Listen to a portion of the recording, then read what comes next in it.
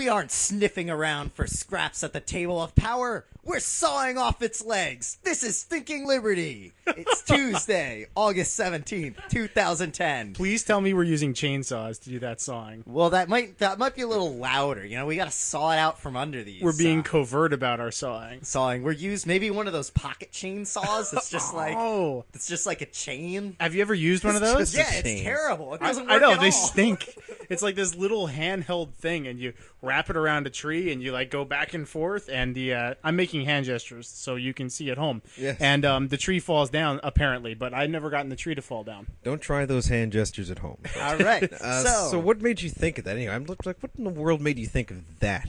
It just seemed like a good thing to say. You know? All right. I'll go with that. Get the show I'll on the go right with track it. I'll here, go with it. so people know what we're about. What is the track? The track is Thinking Liberty, and I'm Darian. That was Tennyson over there. Hey, We got Bosco, the Wookiee from the Great White North. he's been dying to Greetings. say that. I And really then wish I there's could make a Bile Wookiee over noise. there. Yo. There, And we have Laura in the studio as well. Hi. that was her voice. All right. So, All right, so what are we doing today? what are we doing today? We have an awesome show lineup. We got Charles Johnson. We got Well, who's Charles Johnson? Wait, also known Charles as? Johnson? You mean like that guy that runs Little Green Footballs? yeah, and radgeek.com. Oh, Radgeek and he People's also Sale. runs. Yes, it's the same Charles Johnson. And the what else does he do?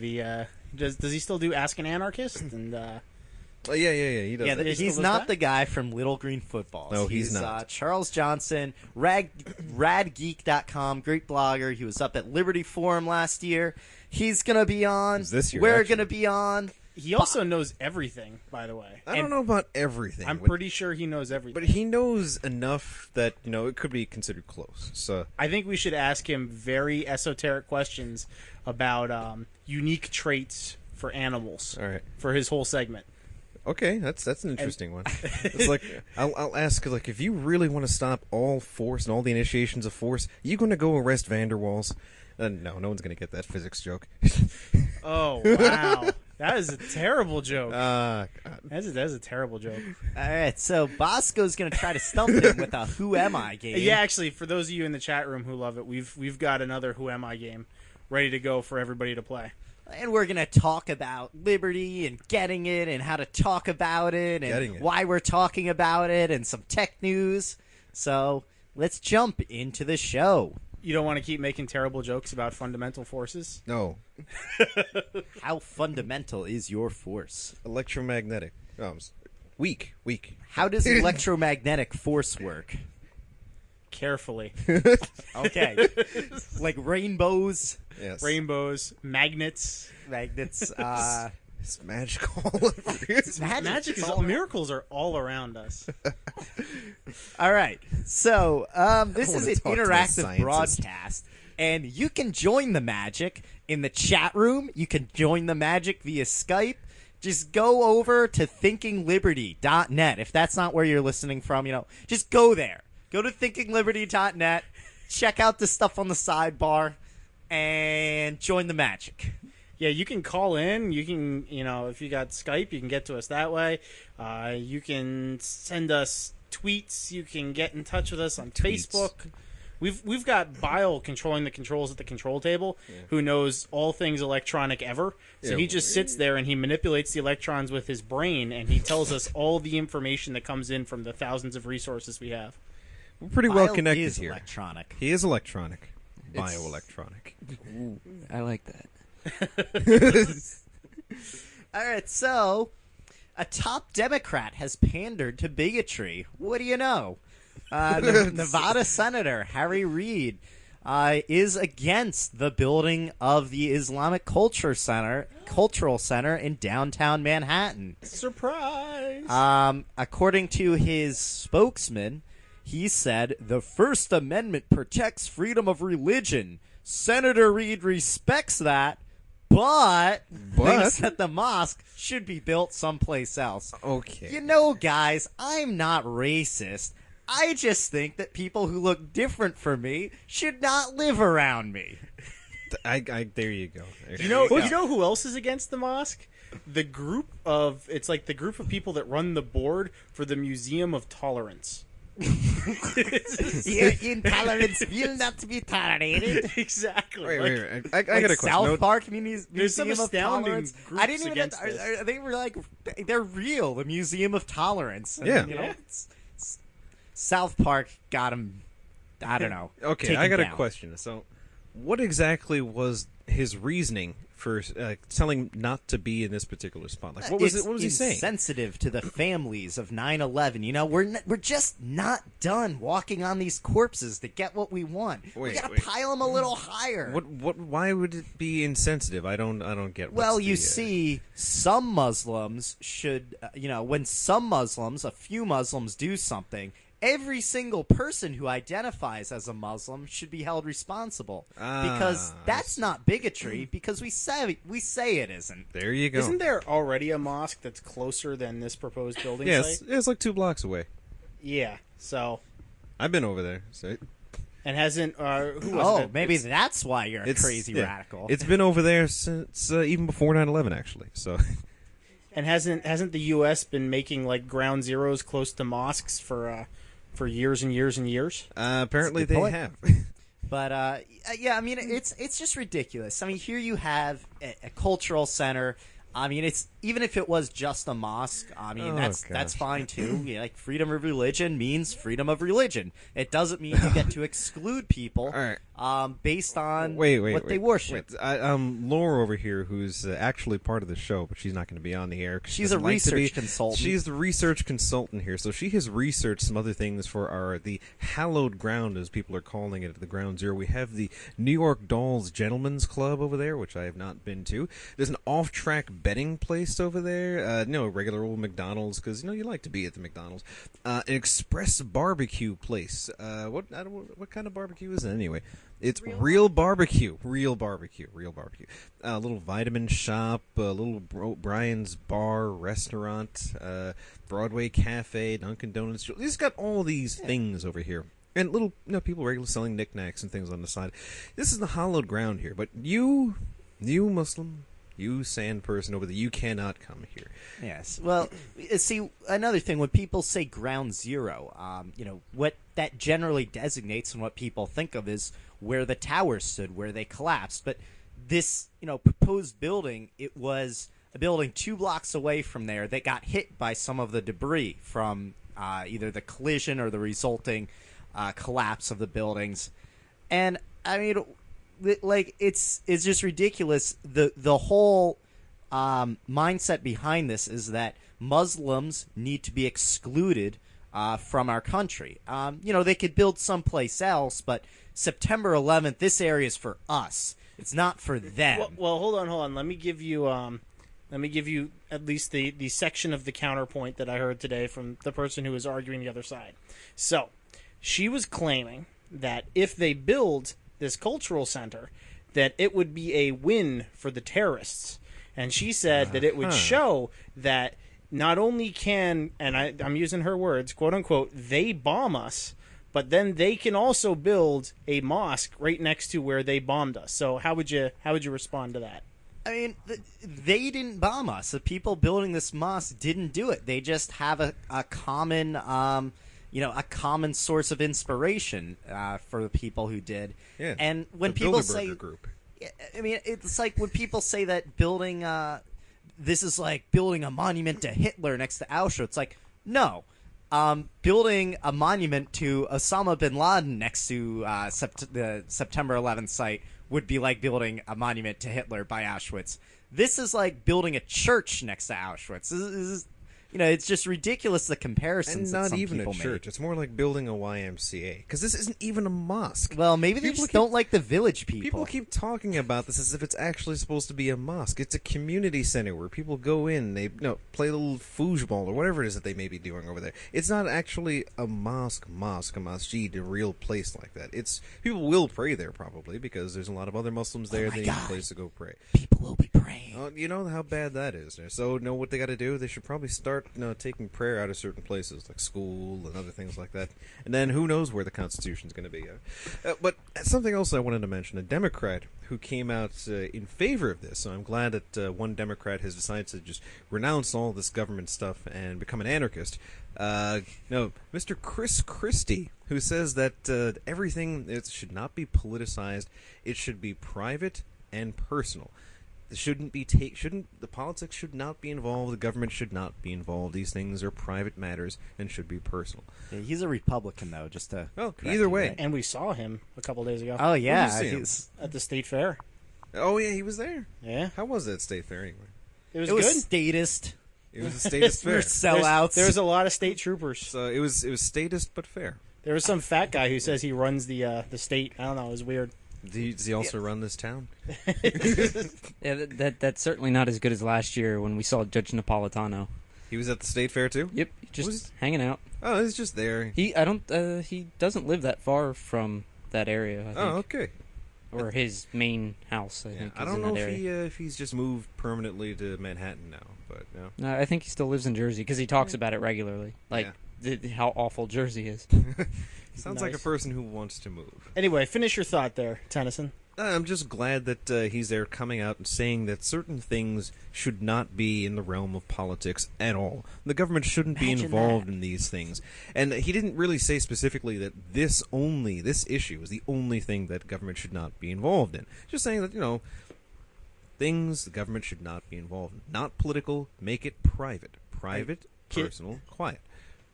Can I make a quick correction because I see the chat room's blowing up? All right. I don't want to take credit for what I said earlier.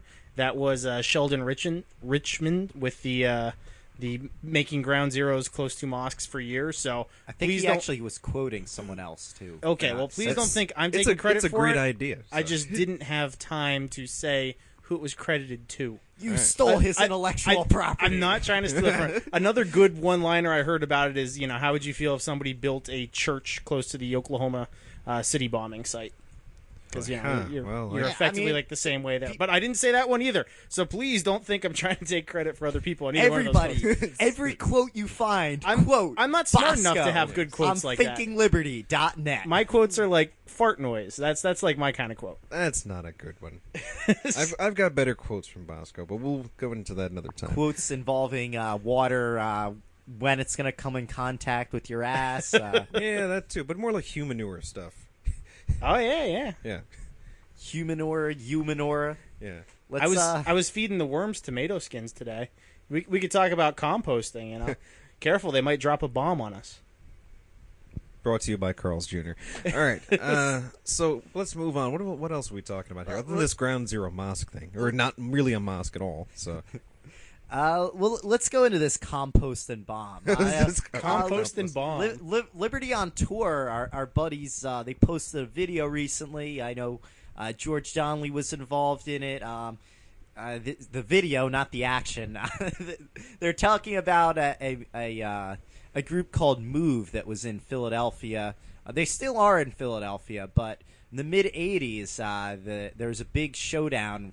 Not really a showdown. It's just the police decided to get them out of there, and they shot lots of ammunition into a house full of women and children, and people who were unarmed, and then they just dropped a bomb from a helicopter and blew up an entire block, let it burn for a while. Well, they set it on fire, and then they actually, they're quoted as saying, perhaps we should let it burn. I think it took like 45 minutes for the trucks to actually begin fighting the fire, which, if you've ever seen a fire in a city, I mean, it's pretty scary. A block across from me, a house caught fire, and it ended up taking down like 3 row homes. So it's, time is of the essence, and it apparently took them a while to respond. And I think that I don't know if there were fire trucks there at the time, but at an earlier time they were pumping the basement full of water with a fire hose. I guess to drown people, because that's what the fire department They should be poured doing. water into this place. I mean, these people really, really. There was a disproportionate amount of force that was used. And in fact, if you look at a lot of the evidence, I would say there's no reason even really to be screwing with the Move people too much. I mean, what are they doing? They're using a bullhorn. Yeah, I mean, maybe they were disturbing their neighbors with a bullhorn, and they were composting. Did their which- neighbors have a problem with it? I don't know. Maybe some did, but according to the Liberty on Tour video, there was a massive march in support of Move when they're having I think legal the trouble. bigger so- problem was that their neighbors didn't have a problem with it. The government tends to get involved when you use a bullhorn and people listen to you. That's when they're like, whoa, whoa, whoa. What were they saying on that bullhorn anyway? Apparently, they were quote-unquote radicalizing people. So all sorts of Radical, things, dude. all sorts of things like this government doesn't represent you. You are responsible for your own defense. These very, very subversive things that obviously you just have to be absolutely crazy to say it. All right. Well, Bosco has said some wait, interesting George things George there. corrected us. He said that the neighbors complained about the bullhorn.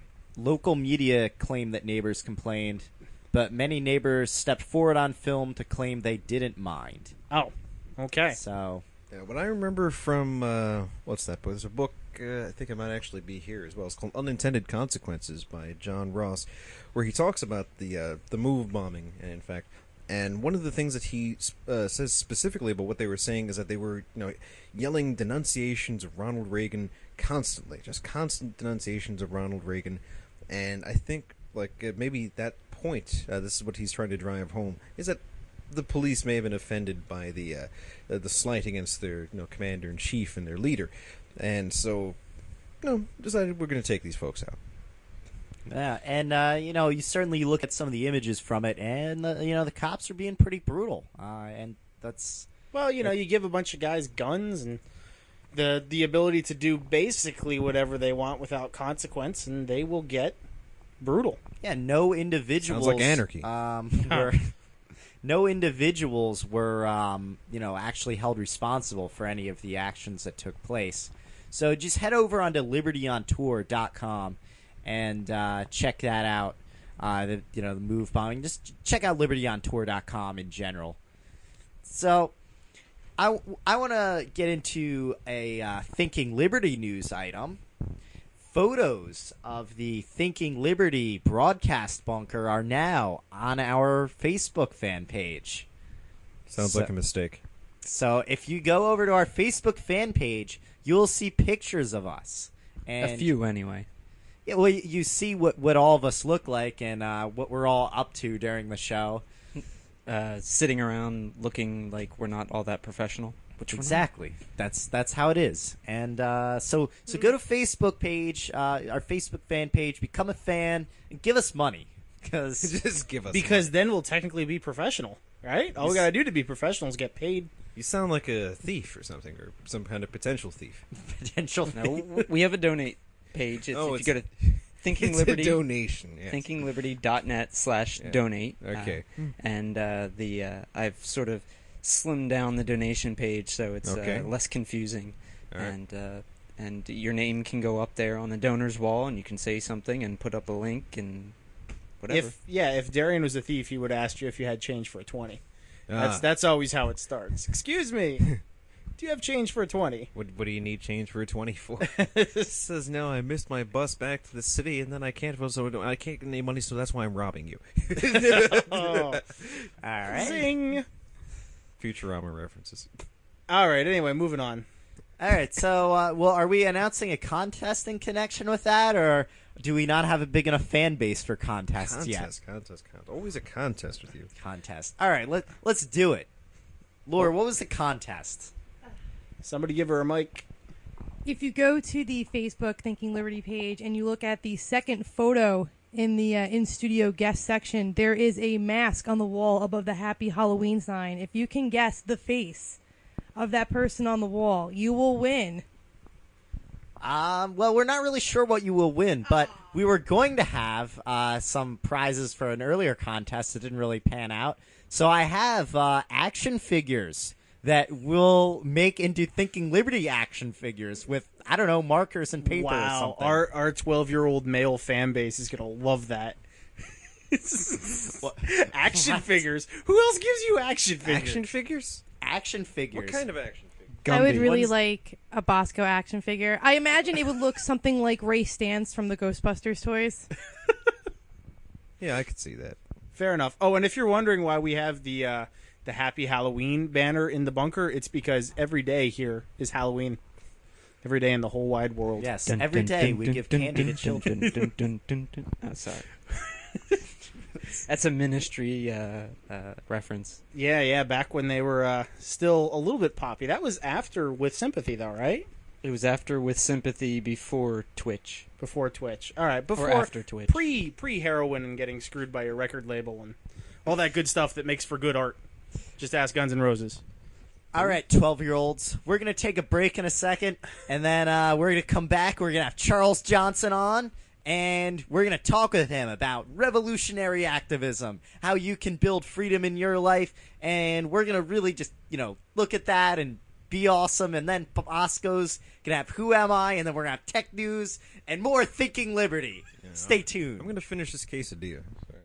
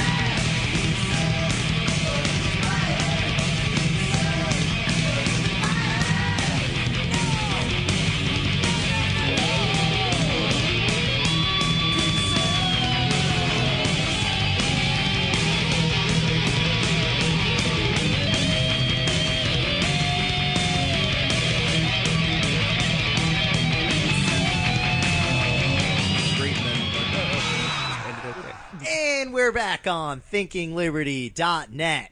the show that brings you freedom in really bombastic statements. Bombast. All right. So, we have Charles Johnson on the line here. Charles, how you doing? I'm all right. It's good to be here. Excellent. Thanks so much for having me. All right, so I know who you are. Everybody here knows who you are, but maybe our listeners don't know who you are. So why don't you give them a few words of introduction to yourself? Sure. Well, my name's Charles Johnson. I run a website called Rad Geek People's Daily at radgeek.com. It's sort of semi-regular blogging about things of interest to geeks and radicals, sort of individualist anarchism, movement politics, that sort of thing. I'm also a member of the Vegas Alliance of the Libertarian Left, and so I do a lot of material on connections between libertarian ideas, individualist anarchism, and sort of the radical anti-authoritarian left.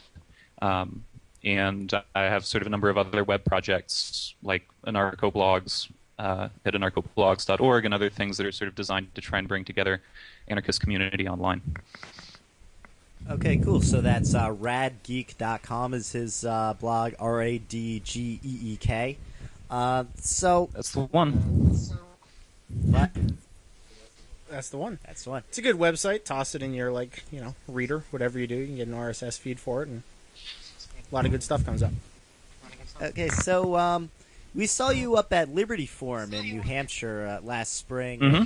You had a speech. I guess you're kind of laying out an idea of what a libertarian revolution might look like. So, what were some of Sure. the main takeaways for people who haven't actually watched the video that was up? Sure. Well, so I gave a talk called "The Revolution Will Be Made of People," and I guess the basic thrust of the talk and the thing that I wanted to talk about was to try and encourage, try and encourage my fellow libertarians to try and live up to the best version, the most radical version of their ideas, and to begin to understand that if we're going to be serious about bringing about liberty, about getting out from under statism and out from under coercion, that the kind of political games that we've been sort of sold on as part of the statist system, vote Democrat, vote Republican, vote Libertarian Party, or sort of try and participate in the political system on the political system's own terms, are simply not going to work. That we have to try and achieve the goals of liberty and the goals of sort of individual freedom and a better sort of community by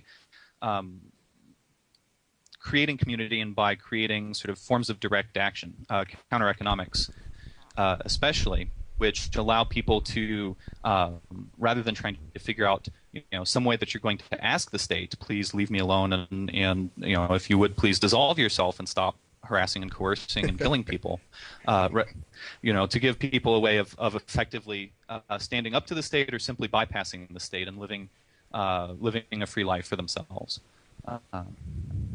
And I guess along with that, sort of connecting up with the history of anti-authoritarian left movements that may give us some kind of historical background about the kind of people-powered movements for justice and freedom and peace that we can take advantage of. So groups like the Industrial Workers of the World and I think some of the best lessons of the SNCC and some of the other freedom movement groups in the South and so on. Okay, cool. So it sounds like your idea is that electoral politics, getting in policy proposals, writing legislation isn't really going to move us too far forward, and that instead we should try to build things from the ground up. Is that your general sentiment? Yeah, I mean, building things from the ground up may not be how I would put it exactly, because in a certain sense, I think that we're actually building on things that people already do in their own lives. We sort of talk and act very often as if, if the state says thou shalt not do X, then sort of nobody does X. And if you want to create a free society, you have to sort of build that from scratch. well, I mean, the state says don't cross from Mexico to the U.S. without permission, and the state says don't sell drugs. The state says, that you've got to pay such and such a percentage of your taxes every year. But it so happens that I know plenty of undocumented immigrants and plenty of people who sell and use drugs nonviolently, and plenty of people who don't pay their taxes. And so in a certain sense, we're sort of building on forms of community and forms of action that are already in place. But now what is certainly true is that I guess the way to think about it would be that when you go about trying to achieve political change through the processes that the state has already laid out for you, there are going to be some very basic structural barriers to what you can possibly accomplish through that. So if you look at the basic structure of an election, no matter who wins, no matter who loses, the winner is always the government at the end. And so the set of policy goals that you can possibly achieve through this means are going to be sort of circumscribed from the get-go in a lot of ways, simply because you're sort of operating in a framework that already takes the state for granted. And already, there's sort of policy debate around the edges, but that sort of takes the existence of statist borders, of statist armies, of statist police, all more or less for granted as part of the basic structure of what you're doing. And I guess one of the ways in which that plays out is if you look at the kind of advice that libertarians constantly get when we start thinking about going into electoral politics, whether this is through the Libertarian Party or trying to sort of squirm our way into one of the major parties or something like that, constantly you'll get this message from sort of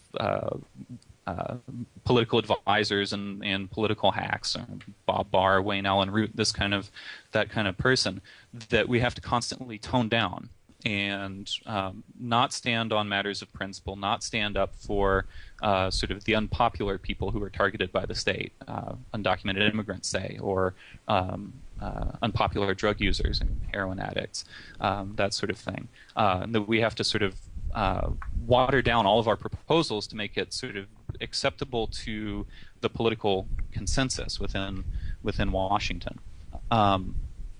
And I think that's going to be actually a basic part of the logic of anything that you're trying to do through electoral politics, is that it punishes radicalism, it punishes consistency, because the way that the governing always happens is in virtue of the person who's able to sort of pander to the largest sort of randomly assembled block of people. Now, on the other hand, if you begin talking about other modes of action, so if you begin talking about direct action, counter-economics, where people are no longer saying, we need to operate through legitimate political mechanisms and take over the state and follow the proper policy procedures. If you're just saying, look, this stuff is immoral, it's absolutely wrong that you're treating peaceful people like this, that you're shoving people around, that you're killing people overseas over things that they're doing that don't harm any other person, then actually sort of the most principled and moral and courageous stance is going to be the one that wins. Sort of watered down stances aren't going to get you very far if what you're talking about is trying to work out direct means of getting freedom. And so I think that there's actually a big reward in trying to pursue these alternative modes, pursue direct action, in the sense that it sort of rewards us when we live up to our best selves and present sort of the most consistent and courageous case that we can. Okay, well, here's a question for you then, Charles. If voting is out, right, and voting is relatively easy, basically I go to this little house and push a lever. What else can I do to affect change? So if I can't vote, what are my other options? Sure. Well, so it depends on what you're trying to do. There are some things that are going to be easier to do and other things that are going to be harder to do. But, I guess what you want to think about is what are the specific ways in which the state is invading my life and the lives of my friends, and what are sort of the simple things I can do to try and undermine their capacity to do so, and try and make it so that they can't sort of turn my neighbors against me or me against my neighbors. And so part of this is I think that it's actually going to focus on sort of refocus your attention on what it is that you're actually trying to accomplish through politics. That it's not going to be primarily a matter of getting like sort of this or that little change around the edges, like say going after medical marijuana liberalization or something like that. Although, of course, I have nothing against medical marijuana, but rather looking at things that focus directly on affecting the state's enforcement capacity, their ability to enforce unjust laws against you and your neighbors. And what can you do towards that end? Well, you can start by making sort of a number of personal commitments and encouraging the people who care about you to make similar personal commitments. Not to snitch on each other to the police, not to engage in sort of, I guess, not to engage in forms of collaboration or cooperation with agents of the state that will expose people that you care about and yourself to risk. But in addition, you can also just focus on things like trying to educate people on the principles of liberty, and to do so on an ethical ground, a ground of principle, rather than sort of the kind of policy wonkery that we're often encouraged to do about how this. If you fiddle with this subsidy over here, then it will produce a 5% increase in economic output, et cetera, et cetera. And in addition to sort of education and these kind of personal commitments, I guess the other big thing is to sort of try and orient yourself and the kind of actions that you're engaged in your community to community building and counter economics, trying to create alternative spaces within your own neighborhood, within your own social circles, where people can expect that they're able to trade freely with each other and interact freely with each other, without that going back to the state, without the state knowing what you're doing, and without them sort of being able to track and trace and tax and arrest you for it. Okay, there's a lot going on there, so I want to take a pause here and point out that Zach Fix has won the contest. Yes, it was Terry Schiavo, the face of the mask that's on the wall. It just happened to be Terry Schiavo. Why would anyone have a picture of Terry Schiavo on their wall? It's a Halloween mask. Yeah, that's it was. why it's Happy It was a Halloween. Halloween costume. I mean, if you're back not- when it was topical. If you're not even like Terry Schiavo's relative, parent, or husband or former husband, I don't even know. That's kind of interesting. What's up with that? There's the feeding tube that goes with the mask in the other room, Okay. in case you wanted to see it. It just keeps going, doesn't it? Yeah, All right. yeah. So now you know that Bile and Laura are terrible people. There we go. So moving on. Yeah, it was a friend of ours. She's actually. saying off mic that it wasn't even them, and it was a friend of theirs. Yeah, it was a friend of ours who's one of the least terrible of us. Okay. So, All right. Wait here. First of all, this completely predates me. I wasn't even in the picture when Terry Schiavo even showed up. You weren't around. Okay, you're just keeping the severed skin. It like turns you're out that Leatherface Laura or is a whole something. lot younger than we expected. So we'll figure out something to give to Zach. Okay, I had like a quest- 12-year-old. We're not going to give Zach a 12-year-old, Okay. though. Well, we're going to give Zach a competent worker. That's what Zach actually needs. Zach needs someone who can work for him. You know who can what do Zach needs? Regular keyword Chlamydia. searches. Zach, All right, now who's going to give him that? Bosco? Yeah, Ryan's got a whole set of that. yes, Ryan keeps samples of that. He has vials of it, like smallpox. All right, But Tennyson, I have now you had something relevant to I have say now. actual on-topic questions for our esteemed guest here. So, first thing, he's talking about tactics that are non-political, not voting really, things that are somewhat outside of the system, building from the base. And you were in New Hampshire earlier this year for Liberty Forum, gave a good talk. Yes. And so I'm wondering, have you been looking at all the things that go on in New Hampshire there for the activists, for the Free State Project? And I'm wondering, what are your thoughts on some of the things that you may be seeing there? Sure.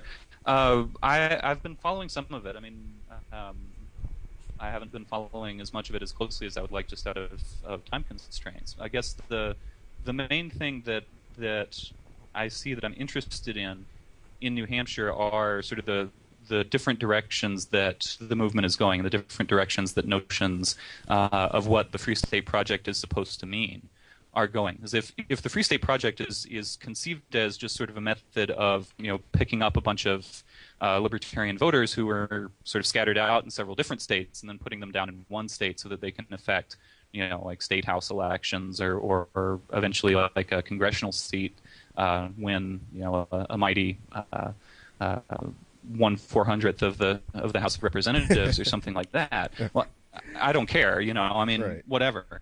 But the other aspect of it is that if it's conceived of as trying to create a libertarian community where sort of activists are working together in everyday life and forming new kinds of social and economic relationships among people who are in principle opposed to the state and in principle opposed to invasions on their individual liberty, that can be really powerful. And so I think that you're beginning to see a fair amount of that, most famously around Keene, in terms of the forms of sort of mass civil disobedience and the use of sort of just direct action tactics and sort of social accountability also for for police who are invading people's rights and that sort of thing.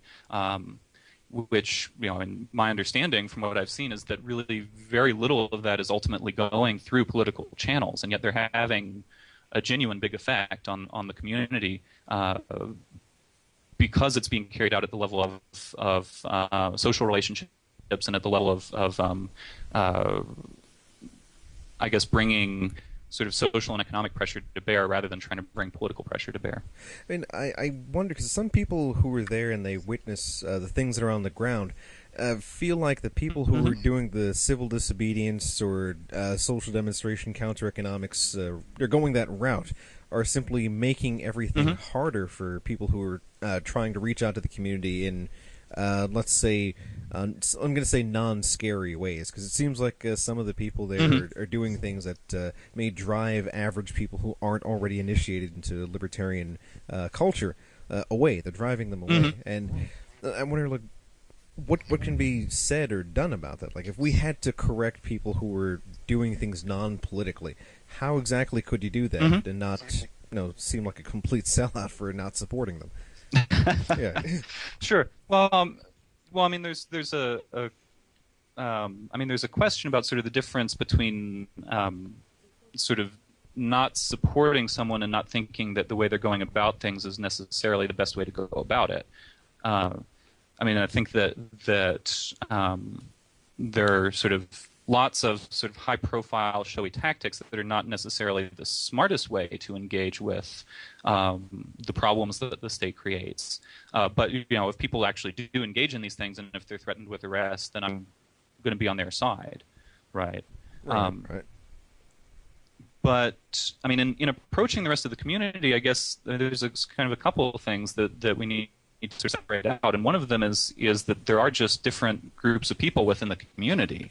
I mean, it's true that some people are turned off by radicalism, and it's true that some people sort of find just about anything you propose that's not sort of couched in very sort of soft-spoken political tones to be sort of unnerving.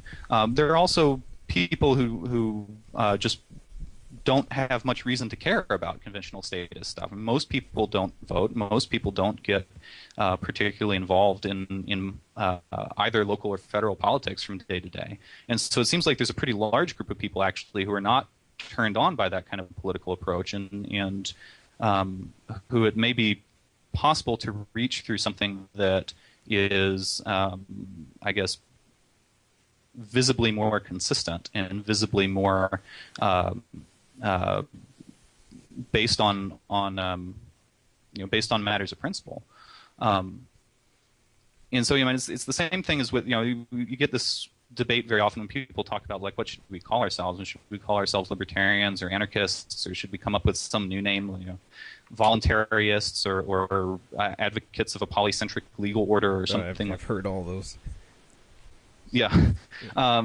And unfortunately, in some cases, I think those are some pretty awful sounding words, actually. But I mean, polycentric legal order is descriptive, I guess. But yeah, I think that's an Yeah. that's an immediate interest loser there. I think if you tell somebody that you're for polycentric anything, they just think you want to have sex with lots of people. That's what it That's sure probably sounds like. That that's probably what pops into their head. centric. You got to get in the middle, right? Yeah. I heard I heard what's his name from NH Compassion. Oh, Matt Simon gave a talk about tactics, exactly what we're talking about now, at Liberty Forum 2 years ago, and he just had this PowerPoint slide that said anarcho-capitalist, and he's like, never use this word, and he hit the button and boom, anarcho-capitalist. Like, when you hear this, they think either one, you like selling bombs to people, or two, you just want to kill babies for some reason, or something awful because it's big and confusing. The word narco in there kind of sounds like you're a drug dealer. So Okay, all right, yeah. I'm an narco gorilla. and narco-capitalist. You're really really trying to sell some crack. But I like I'm creating a hierarchical structure and engaging in creating wage slavery to put out cheaper crack. Well, see, you're giving the drug warrior communist criticism here. So. All right. You I got wanted yours. to ask you a little bit, maybe just coming from a different angle at this. There's certainly a big disconnect between Washington, the power halls in Washington, and average Americans, even if they're not on the same page as us. But Sure. it seems like if you're going to try to fit in with the Washington consensus, that you're kind of making a disconnect between yourself and the community. And maybe it would be better to work on practical projects.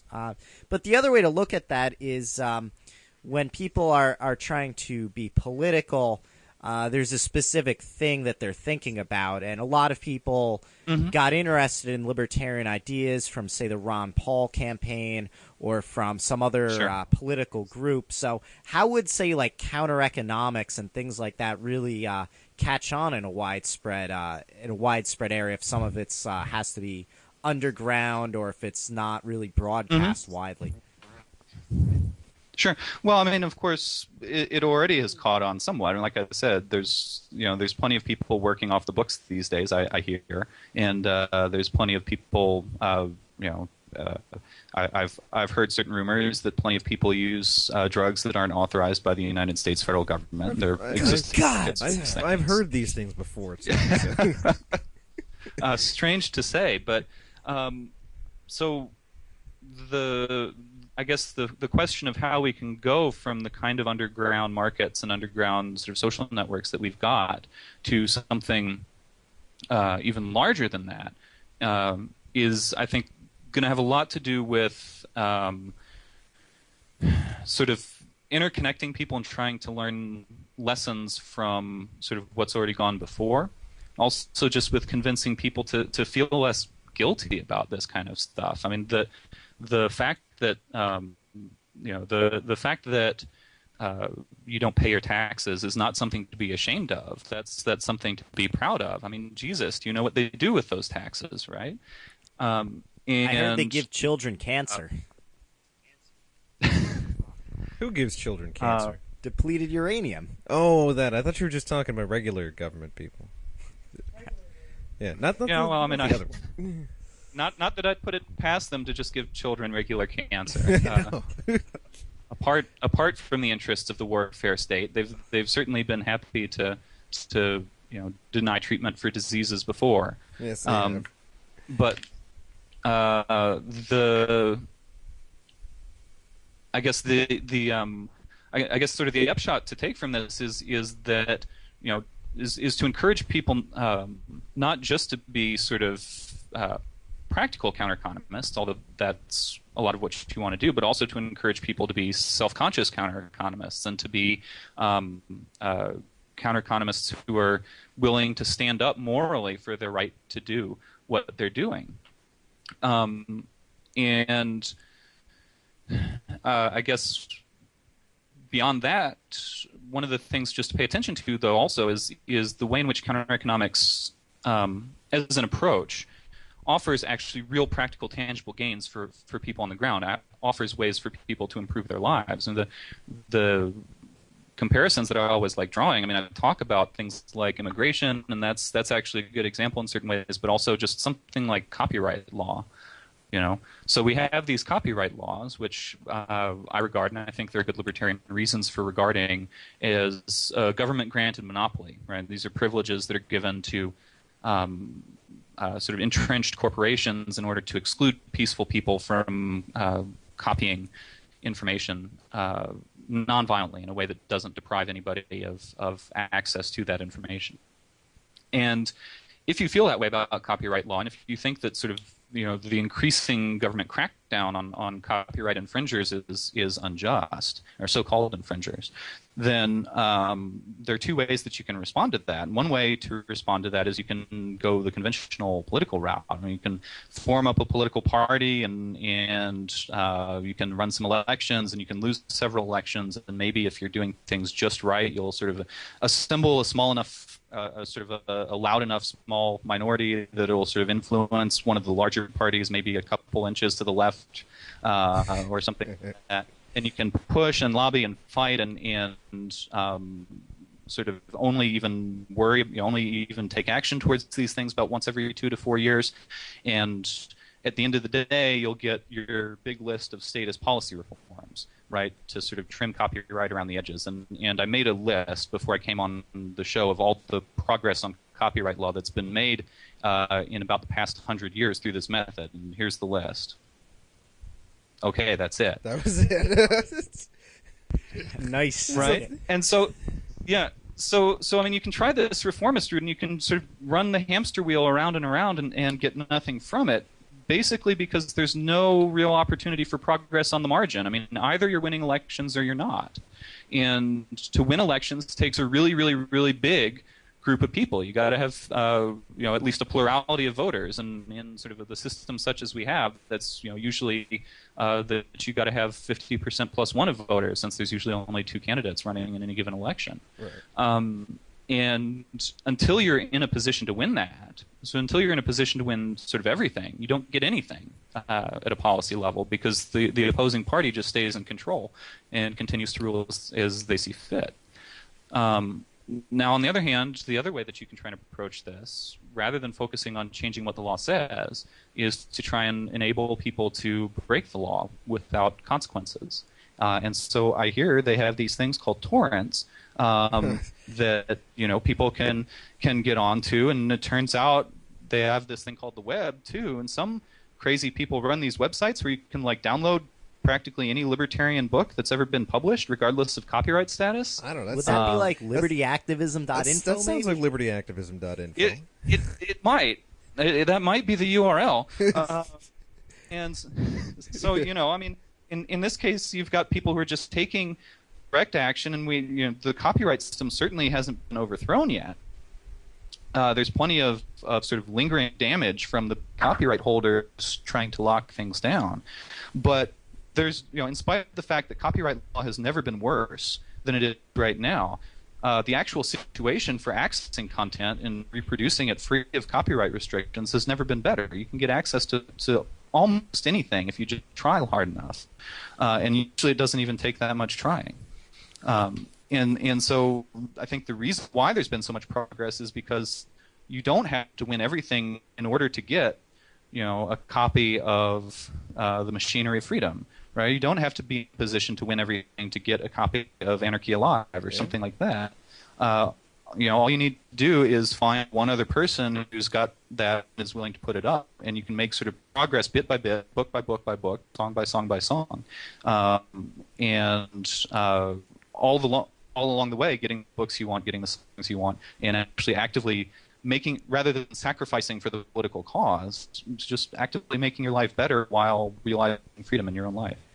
That sounds really good. And also, when you're mentioning with the political process, how you have to get all these people, yeah, I mean, it's not just that you have to get just random Americans or random people in your state. Mm-hmm. There are also very powerful interests that I don't want to say they pull the strings in the capitals, but they have a lot of say over what goes on. There's a lot of money. There are many professional lobbyists who just their job is to be a revolving door between a government agency and a corporation and a lobby group or maybe news, and there's a lot that you're going up against, and you're working by their rules rather than working on a community level with your own rules. I had a question though. It sounds like a lot of counter-economic things need to be done in secrecy.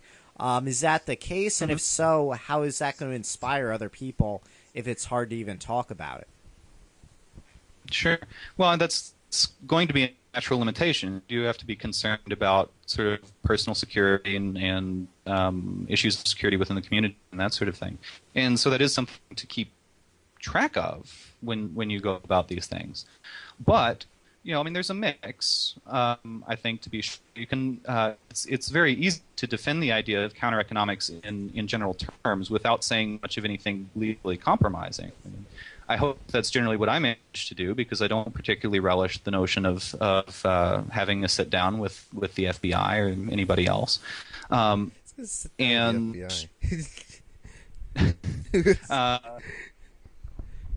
but so there's sort of general advocacy and there's sort of defending the principles, which I use all the sort of movement jargon, which is either sort of anarchist jargon or libertarian movement jargon, depending on my mood and who I'm talking to. And so I talk like, counter-economics and grassroots direct action and so forth. But there's very natural ways to put this to ordinary people just in everyday life when you're talking about this. And I guess this sort of also fits in with what you're asking about sort of worries about scaring other people off, is just think about this in terms of not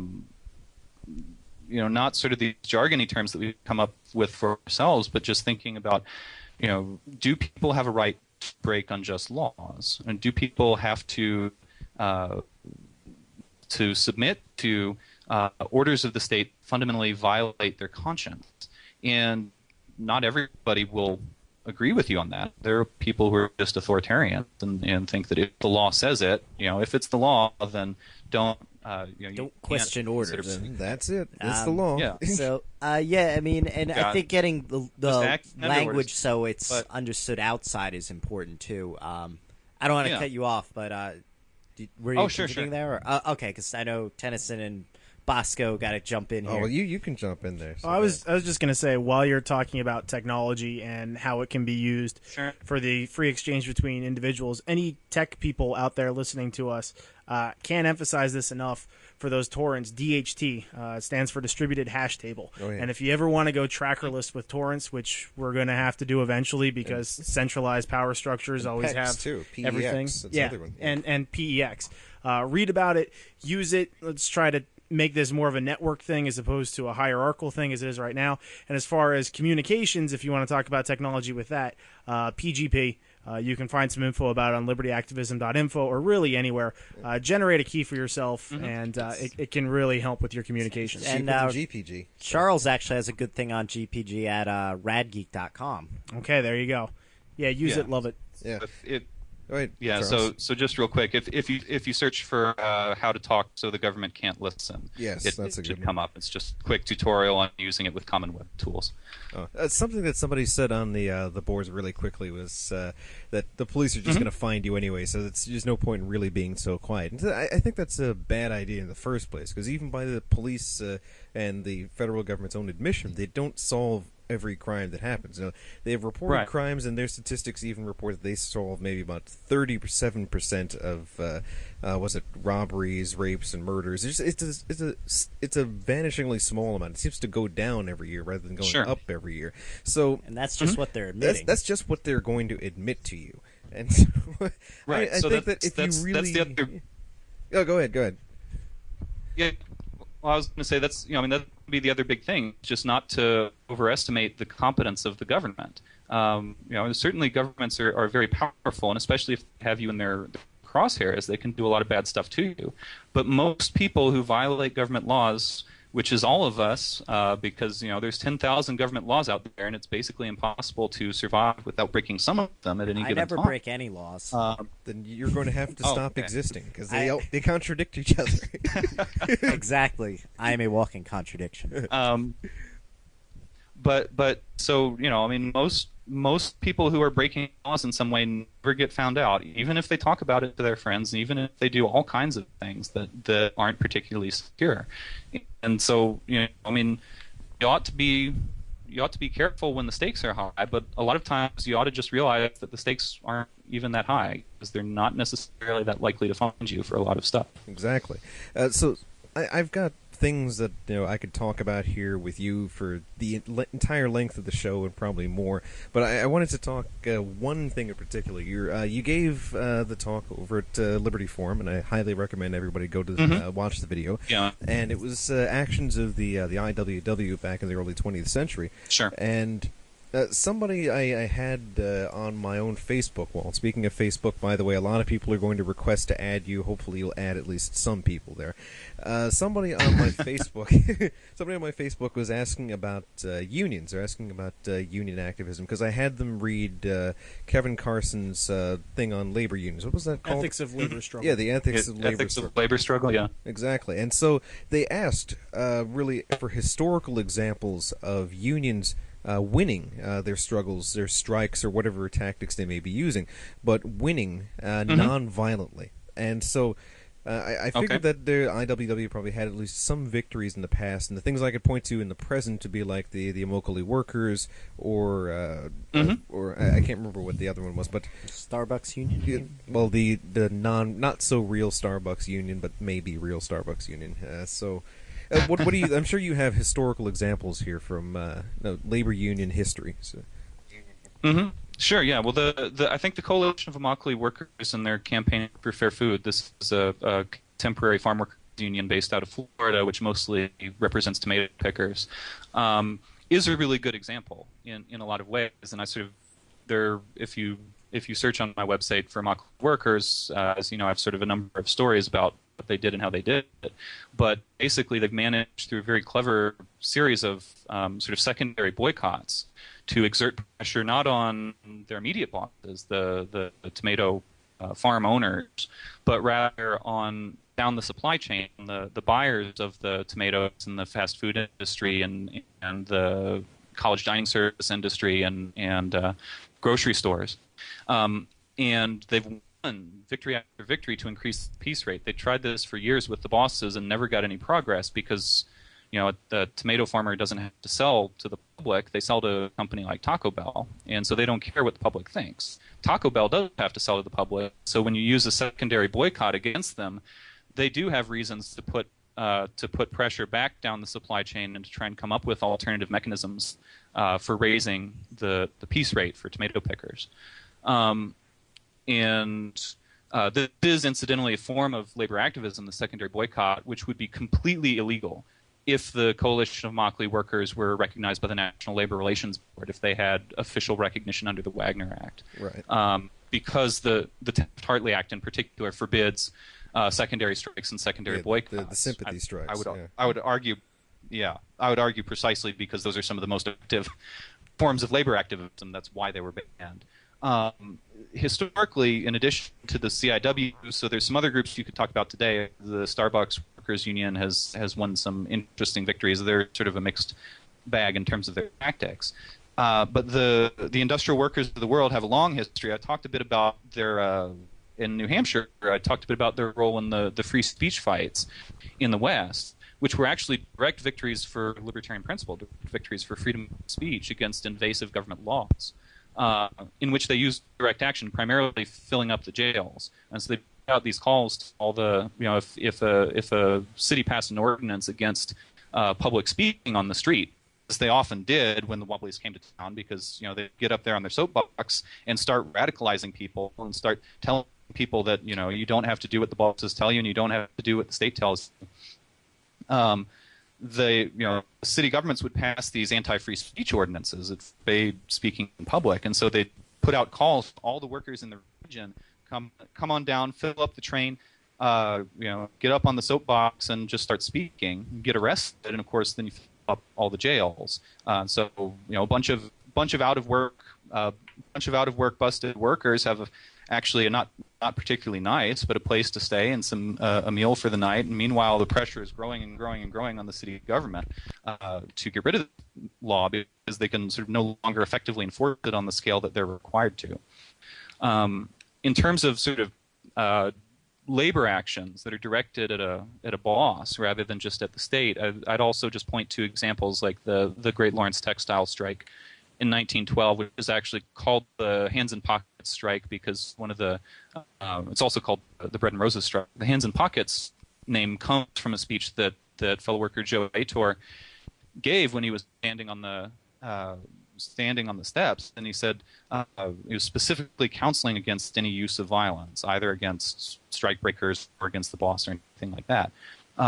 And there was actually massive violence being directed by the state against the strikers at the time, by vigilantes that were hired on by the bosses and by the police. But he said on those steps that he said, fellow workers, the workers of the world have more powers just standing with their hands in their pockets than all the assembled wealth and power of the bosses. Because without the workers taking their hands out of their pockets, not one gear will move. And so that principle that the best methods of labor action are methods that sort of come up from the grassroots and that are based on principles of nonviolent non-participation is something that comes up again and again, I think, actually in the most successful strikes of the IWW and some of the other radical unions of that day. Okay, cool. Now I want to shift gears here. We only have a few minutes on this segment. We'll talk a little bit more after the break. But a lot of what you're saying involves a real community level of activism, it seems, like getting to know people in your community, building networks of trust, building grassroots unions, things like that. So maybe you could give some pointers of how to actually connect with people in your community. How what to do. Like what are the actual nuts and bolts of organizing things like this? Sure. Well, I mean, I can only say so much because I'm a perfect person with limited experience, like anyone else, and by nature a pretty shy guy, actually. So it's often hard for me to get out and put into practice what I say. But I mean, I guess at a basic level, a lot of it is just getting out there and trying to find people who are already interested in a lot of the things that you're interested in, already sort of 95% on board, let's say, or more. And what I mean by that are people who are sort of open and willing to listen to radical ideas and who are sort of willing to be very skeptical of the conventional political process, of the political status quo, and just getting the chance to meet and talk with people without sort of trying to push too fast on a particular political agenda. Good political agendas come out of people getting to know and working with each other, not vice versa. And so you can do things like just putting up flyers that will attract other anarchists or other radicals in your town. No matter what town you're in, there's probably some of them out there. You just need to be able to find them. And so, that can be something as simple as just like sticking up a flyer with a circle A on it and saying, interested in anarchy, come on down to this coffee shop and let's talk about it.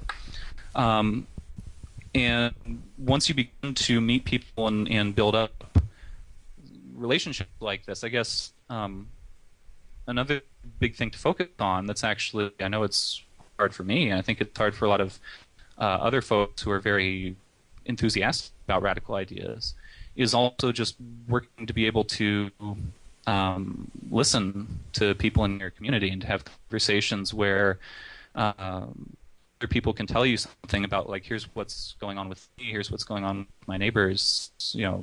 As you begin to form an idea of what are the big ways in which the state is affecting people's lives on the ground in your community, and what are the things that are really going to draw people out and motivate them. And rather than by sort of proceeding on the notion that you already have an idea of what people must be into. There's all kinds of people out there with all kinds of different concerns. No, from that point, I could probably just fork off into one other thing that I really wanted to talk about, but then again, Yeah. I think that we're actually like running out of time in this particular segment here. Just But- do it. Do it. All right. So, like, he's talking about relating to particular people with their own struggles, and this is something else that. All right, this is what I wrote down because I was trying to write my idea down before I forgot it and thought of something Yeah. else. But anyway, I asked why work with people who are the outcasts and downtrodden of society? I said, why not try to convince the winners and the ruling class, a la like Ayn Rand, where she would convince Sure. all the capitalists to go on strike, or like Keith Preston or someone to talk to the Yeah. racial ruling class, or whoever else may be his Yeah. person, or Hans Hoppe, where he advocates of course, monarchy, and he advocates monarchy for the idea that you Right. can actually just convince this one owner to be of libertarian ideas, and then everything would be libertarian. So it's like, why even Yeah. bother talking? Well, to how's these that damn working people? out for him? I don't. He's on vacation now, so I guess it's working out great for him. Well, monarchy is great yeah. for people who are in the king's court. You can Exactly. you can do anything you want as long as you obey the power structure. It's just social authority. There's nothing coercive there. It's no coercion. What are you talking Yeah. about? Yeah, and so, I mean, briefly, I guess the quick answer just that, is partly just how's that working out for him, right? I mean, Ayn Rand tried this, and it turns out we're not living in an objectivist society just yet. But, I mean, at a basic level, I mean, I definitely do emphasize that, particularly if you're doing economics, one of the important things about this is it redirects your attention towards people who are sort of getting the state most in their face, right? And people who are being persecuted because their immigration status, because of nonviolent drug use, because they're sort of targeted for police brutality, government surveillance, and so forth. And yeah, these are the people who have sort of the most stuff being thrown at them by the state. That also means they have the least to lose by challenging the status quo. And so when people expect to be able to pitch their awesome libertarian ideas to people who have already won under the status quo, who are already in relatively comfortable positions and have pretty good access to political venues, and whose ideas are sort of routinely expressed by the major expressed, at least sort of doff the cap to by the major parties, these people have no reason to care about trying to change anything. They've already got a pretty sweet deal. Whereas the people who are the most marginalized, the most exploited, the most oppressed are people who are often willing to entertain the most radical critiques of the status quo. And so you don't end up falling into kind of this political etiquette that is often expected when you're talking, when you're trying to pitch yourself to your conception of sort of the educated elite. There's sort of this political etiquette which usually ends up, referring to, well, the Constitution says this, and if we assemble this kind of voting coalition and sort of relying on all these sort of mini statist ideas, let's try and trim back the state a little bit around the edges, not anything too crazy and radical though, and that's sort of actually effectively taking all the interesting stuff out of libertarianism. Whereas when you're working with people who have every frickin' reason to hate the cops and hate the migra, and to believe not just that this ought to be tweaked around the edges, but that this needs to be gotten rid of, that it needs to be burned to the ground, then you can actually say what you believe and actually act on what you believe in ways that are sort of forbidden to you by the etiquette that's expected of sort of serious political persons. Okay, well, I mean, I can only imagine, because I haven't read any counter that he may have written to this kind of argument, but I can only imagine what he may say is that, well, that's an understandable argument. In fact, it may work, it may be fine, but appealing to the powerful pretty much guarantees you powerful actions, that they actually have the strength and the ability to get things done. So people who are already in positions of power have the most power to actually affect the change that you want to see. While people who are downtrodden have nothing. What can they actually do? They can be beaten down again. I would think that the powerful would just use your ideas to cloak their action. Say like, well, this is the free market where the government's stealing from you and giving it to big business. Well, there's that option, but what if you're using them instead rather than they're using you? I think the powerful would just give you power to shut you up. That's Okay. what I think. That's one of the things. People get co-opted by these people who are the powerful. Why they reach out to the powerful people, and powerful people are like, oh yeah, that's fine. Like, Oh, yeah. Why don't you come work on my campaign for a little bit and have this office for a second?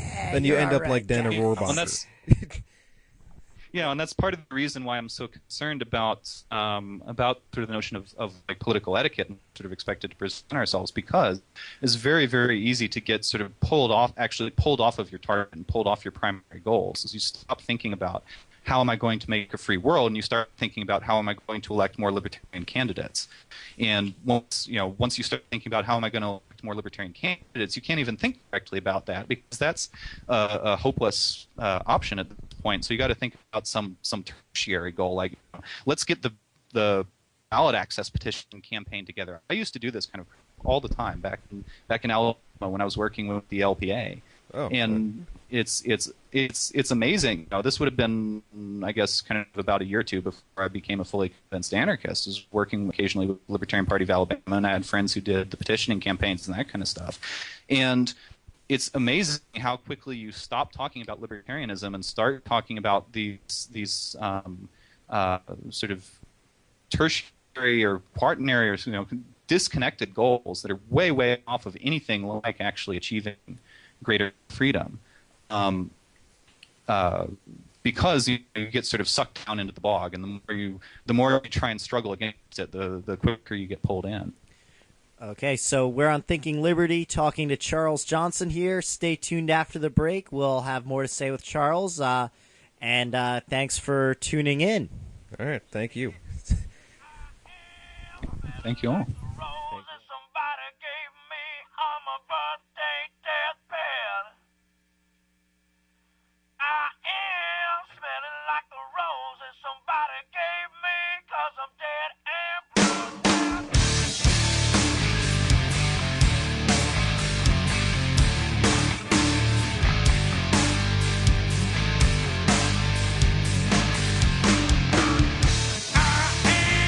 Smelling like a rose and some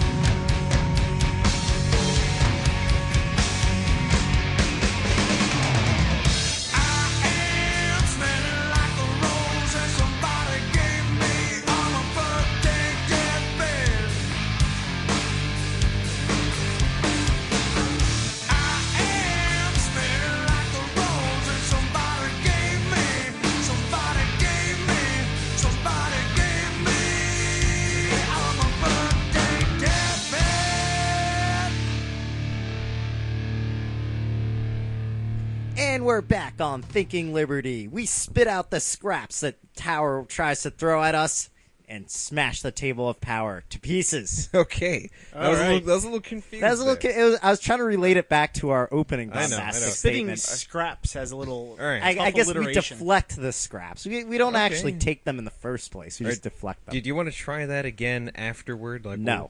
No? Okay. We're done with that. Okay. So we have an advertiser, Alliance Journal, a grassroots, shop floor, dirt cheap tabloid inspiring the left libertarian movement to delusions of grandeur. We are full of piss and passion, and we will never stop, even in the face of singularity, peak oil, or Ragnarok. Check us out at alliancejournal.net or libertyactivism.info. Read, eat, then write. We have done this because we love liberty and hate authority. We're accepting submissions for Alliance number 7, Ecology and Environment in an Emancipated World, December 1st. I like those guys. Shop go. floor has to be like one of the greatest adjectives I think I've ever heard. That like describes my life. Just shop floor. Shop floor. I like that adjective. It You're- makes me think of like sawdust. I think of and- sawdust Yeah, first. sawdust and dirtiness and that like level of dirty where you're like, I could clean it, but it'll just be dirty in 5 minutes. So, people of the audience, when you think of dirty and sawdust and on Think the of floor, Bosco. think of Bosco over here. That's how I look. I look Shop like floor a shop kinda guy. floor. Oh god, I gotta get that picture of you wearing the coat, and then get you with the paper bag and the bottle in there. Oh, that yes, was, yes. that was just the best. I look That's- supremely homeless. That's his.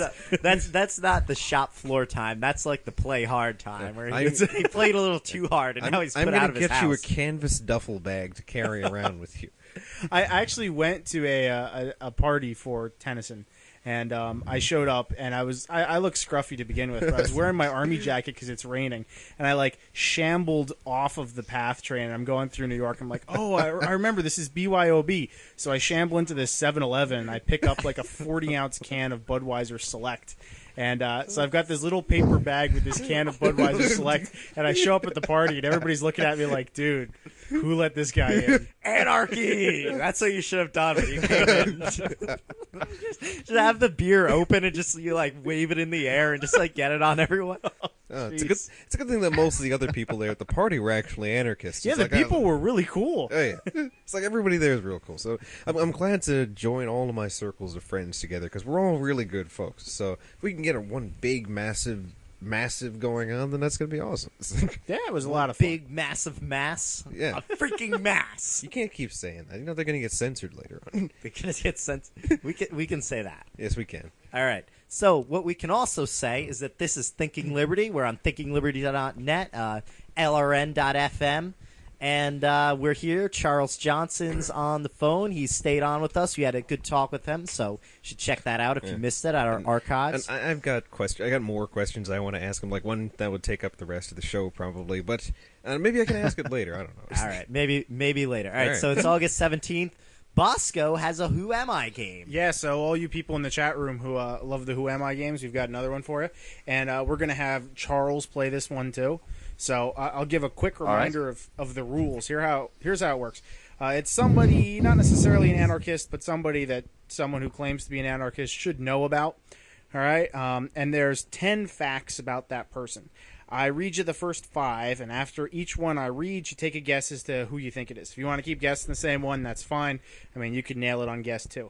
Then if anybody got it by guess 5, I'll tell you, okay, this person got it. And then we'll discuss whether or not we want to actually read the other ones. If not, we'll keep going with the other ones, and we'll let people guess after each one. So it's a pretty simple game. Master Blaster. Master Blaster. I don't Master think- Blaster it's run not an Barter Town. anarchist. All right. Well, okay. Keep going. All right, you ready? Yeah. All right, so are we all ready to play? Yeah. All right, here we go. Yeah. Okay, numero uno, first hint. I am a highly prolific author. Anybody want to take a guess? Huh.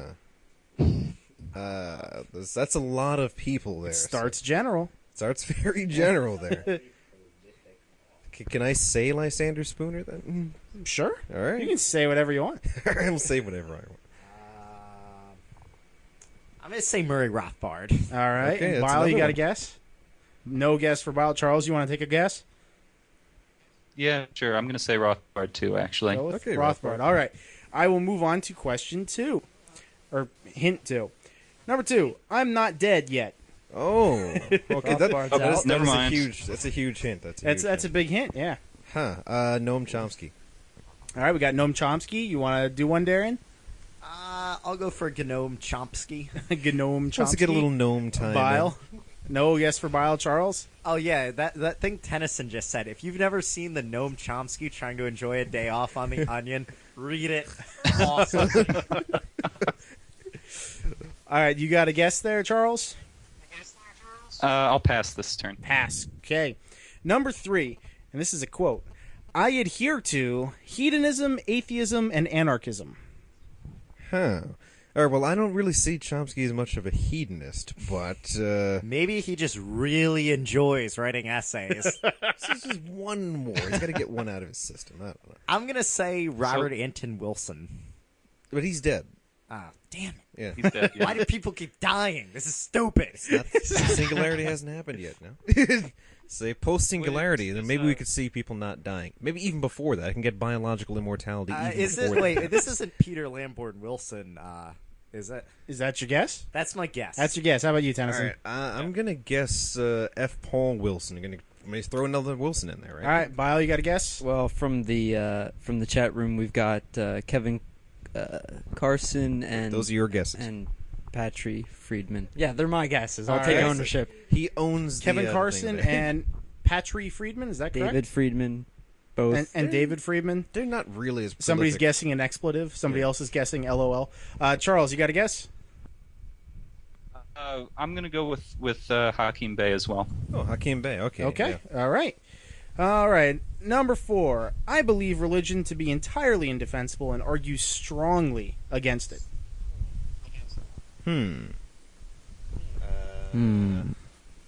Now I'm starting not to. going to be Hakeem Bey. Yeah, now I'm starting to think like Zerzan or something, but I don't know what he really thinks about religion. Going with Zerzan.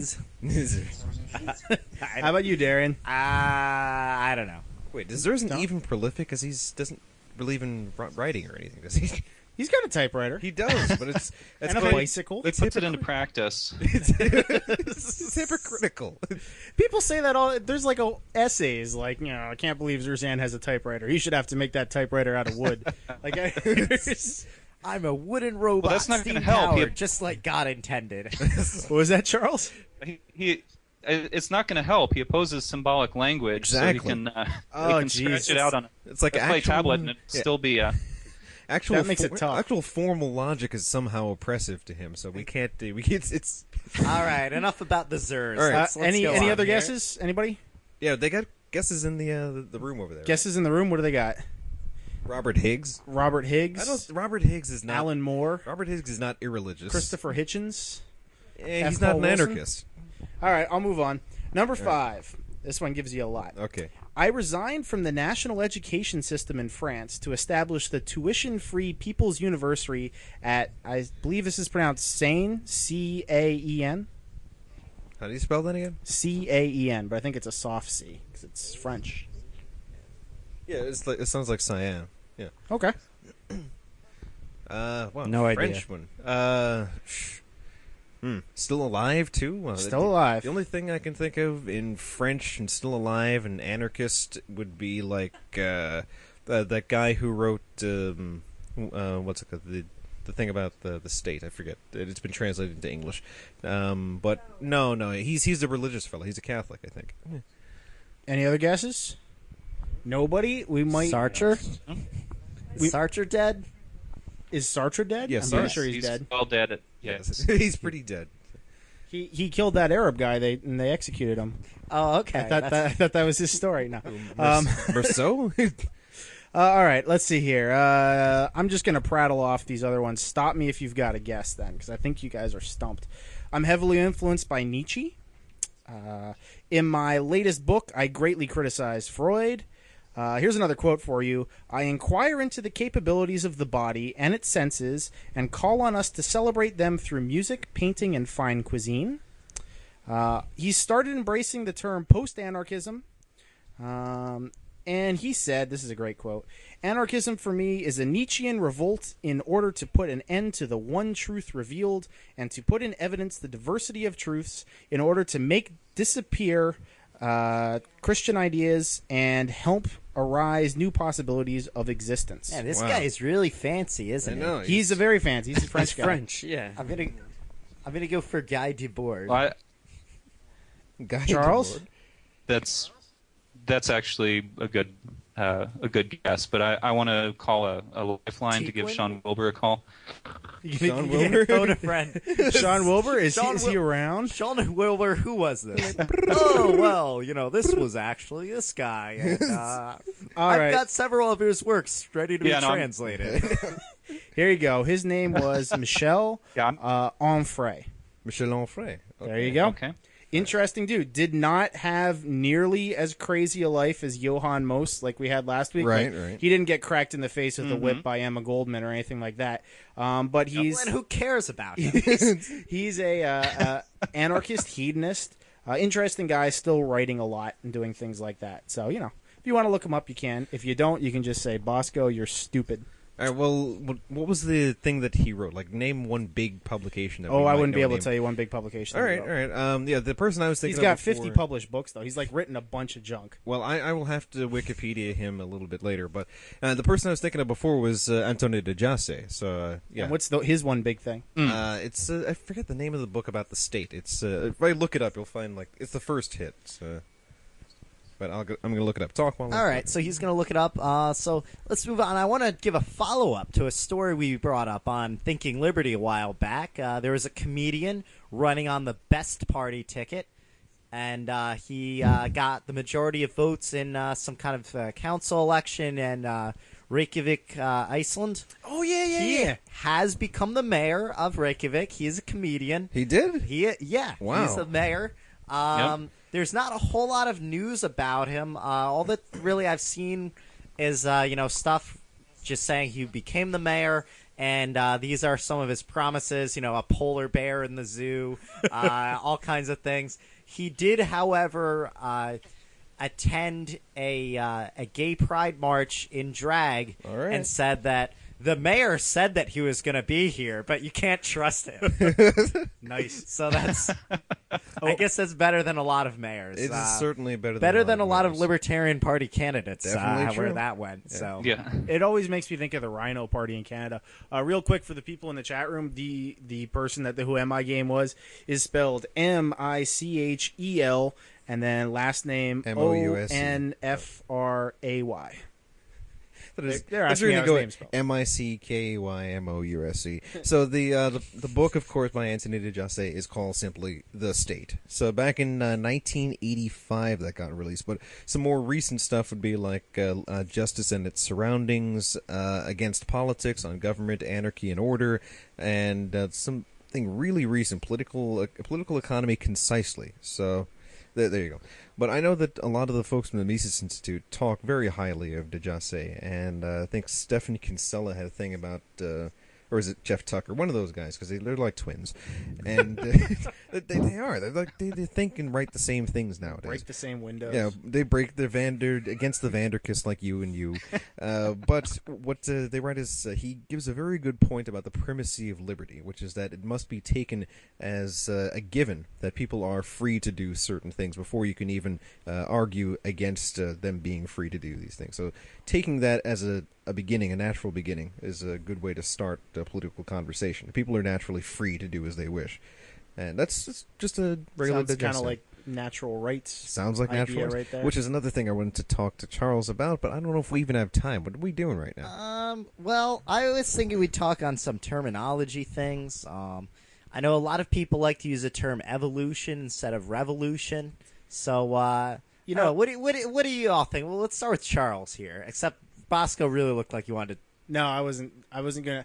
I was gonna say if I had to, if I got to vote and then the majority got to rule over what happens here, I would vote for whatchamacallit, natural rights discussion. Okay, all right. All right, we'll do that after. But evolution Okay. versus revolution. What are your thoughts on using that kind of terminology, Charles? Well, as you may have guessed, I like the revolution stuff. That's why it comes up in my writing and my speaking so much. I don't have anything against talking about things in terms of an evolution and sort of gradual development and so forth, but I'm more worried about the desire to get away from revolutionary talk, I guess. because at a basic level, we're talking about the overthrow of the United States government, and we're talking about the overthrow of every other government everywhere in the world. And so if you're going to call for revolutionary social and political change, then you ought to be willing to sort of step up and say that's what you're calling for. Yeah, I mean, to me, it's like, all right, we want to have society should be evolving towards greater liberty, but sometimes it comes up against the state, against the power structure, and we have to, turn things over. We have to, revolt, turn things on their head. And, I think shying away from revolution because you're concerned it means that things are going to, revolve back to where they started. I just don't think that connotation is really a risk when you're talking about this. Okay, I mean, I of course like the revolution stuff. I mean, obviously we're anarchists and we're talking about deposing the ruling class permanently, which would be like the final revolution. But if you're some sort of Spencerian liberal, then the evolutionary thing is pretty good because you're going towards a final stage of perfect liberty. And it seems like in the long view of this thing, every revolution is simply part of the evolution from this primitive status society towards a society of contract or freedom or whatever you want to call it. So I guess you could view it both ways. I prefer to use the phrase change we can believe in. I like that one too. That's what I like. That's what I believe in. All right. Well, there we go. So natural rights. What were we going to say about natural rights? Before we get to that, I want to actually do the tech news because go for tech news. Yeah, because we like to do the tech news. I like to do the tech news. I don't know about anybody else, but technology makes me hopeful. So it makes me feel like the world still has some good in it. And this is something that I got from Brad Spangler. So hat tip Brad Spangler.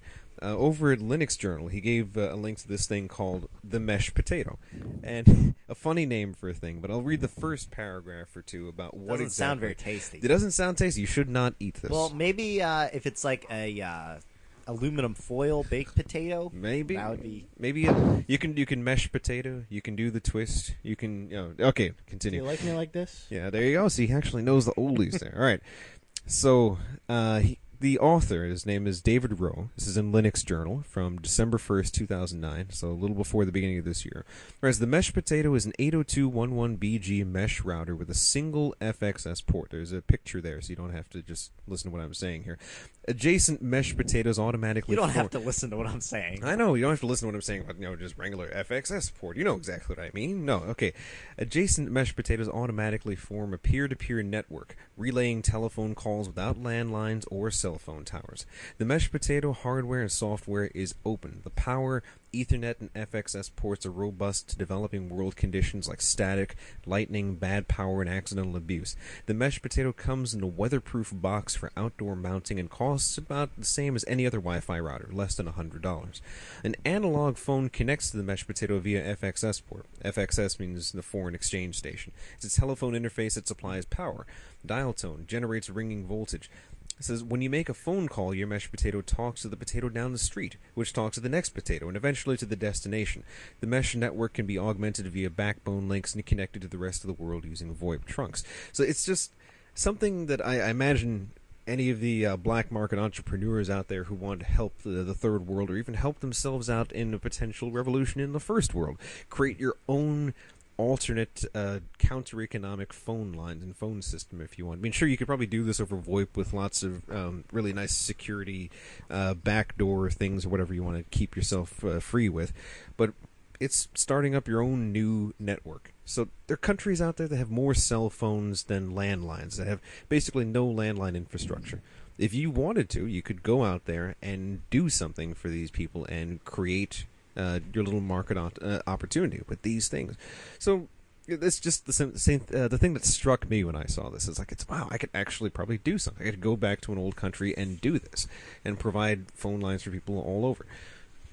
It actually reminds me of a conversation I was having with a mutual friend of Bile and mine when we were talking about net neutrality and things like that. But the more I think about it, the reason these awful monopolies have the power they do, like the telcos and the things like that, is because they own the infrastructure. So they own the copper, and they own the fiber, and they own all that kind of stuff.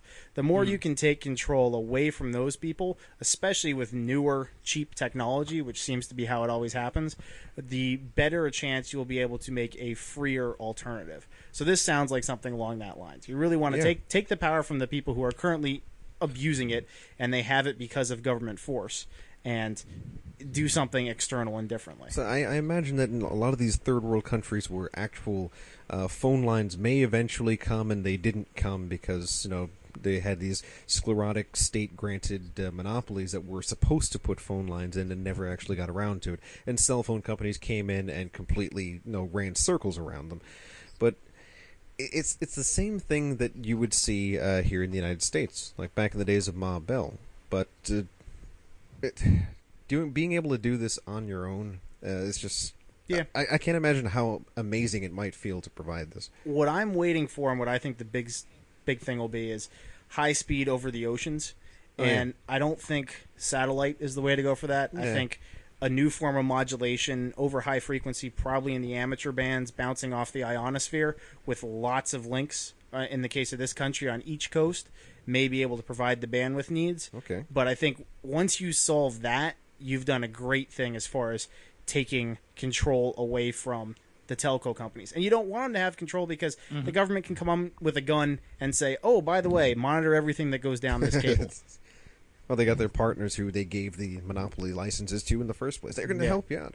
All right, what do you want to say, Darren? Oh, well, they don't have to come with a gun. They can come with, hey, a piece of paper. You guys get all this stuff because we've decided that. And and they've already given them lots. Oh, the piece of paper. Speaking of technology, there's a good monopolistic news that came out the other day on Ars Technica. Apparently, the big boys at the RIAA and the radio industry are looking to have the FCC force cell phone manufacturers and like personal, audio device manufacturers and stuff to put FM radio receivers in them so that they can have more customer choice. Yes, giving customers more choice by reducing the choices in products they can have. That's government. We have always been at war with these stations. and this completely ignores the fact that it probably will add quite a bit of difficulty, if not physically in some way impossibilities, to adding another antenna to the device that already has. iPhones are hard to use. Just have one antenna. Oh, there you go. So you've got a Bluetooth antenna, you've got a Wi-Fi antenna, and you've got 3G antenna. You've got the cellular antenna. Yeah. Have you seen the other thing the European Union tried to do? They're trying to force everyone to use this one standard micro USB plug now. So every cell phone manufacturer that's going to sell within the European Commonwealth. That happened voluntarily in the United States and I think in Asia. Right. And the European Union, for some reason, is like, oh, they haven't fully agreed to it yet here, so we're going to force it on them. Yeah, so but everywhere else, they already did. It seems like it's going to be. I don't know what Apple's going to do. Apple's not going to do it. Apple being one of the biggest manufacturers out there, and Europe being a huge selling ground for them, and already having sold millions and millions of devices that work with those 30-pin connectors. I don't know whether they're going to try and comply with that. They might have to just pay off some people at the EU to get around this. That kind of stuff kills me because you end up with all sorts of nasty market stuff from that. So then you have the people who crank out the FM radio chips. They're still putting out chips. And then later on you'll get the argument, well, we can't get rid of that law because then all these people would be out of a job. And you're like, dude, FM is a dead technology. Sorry, LibertyRadioNetwork.fm. But, it's really like a dying thing. So why support it? Oh, and Zach Fix asked... about why we haven't mentioned the United Arab Emirates and RIM. There's the UAE along. I think India has also started this crackdown where they've banned BlackBerries if they don't get backdoor access to them. Yeah, exactly. the compromise was they can have the servers in country, and then they stopped their press release stopped at that. They're like, oh, we've got the servers in our country now we're happy. And it's like, yeah. Well, India wants the private keys to all the encryption. Nice. It's I was like, thinking you're the not UAE getting then. private keys. They must be crazy. But they want it for RIM probably wants access to the Indian government as well, because there's so many people in the Indian legislatures, etc. So it's like, that's kind of tempting. It's kind of nice though, because it's proof that neither one of those countries can crack encryption very well. That's good. That's a good thing. So, All right, so Should I- Charles, you're a tech guy. I know Yes. it's kind of hard when you're on Sure. on the phone line to really jump in on this. So, do you have anything you want to add on any of these stories? Well, I mean, I think the stuff about the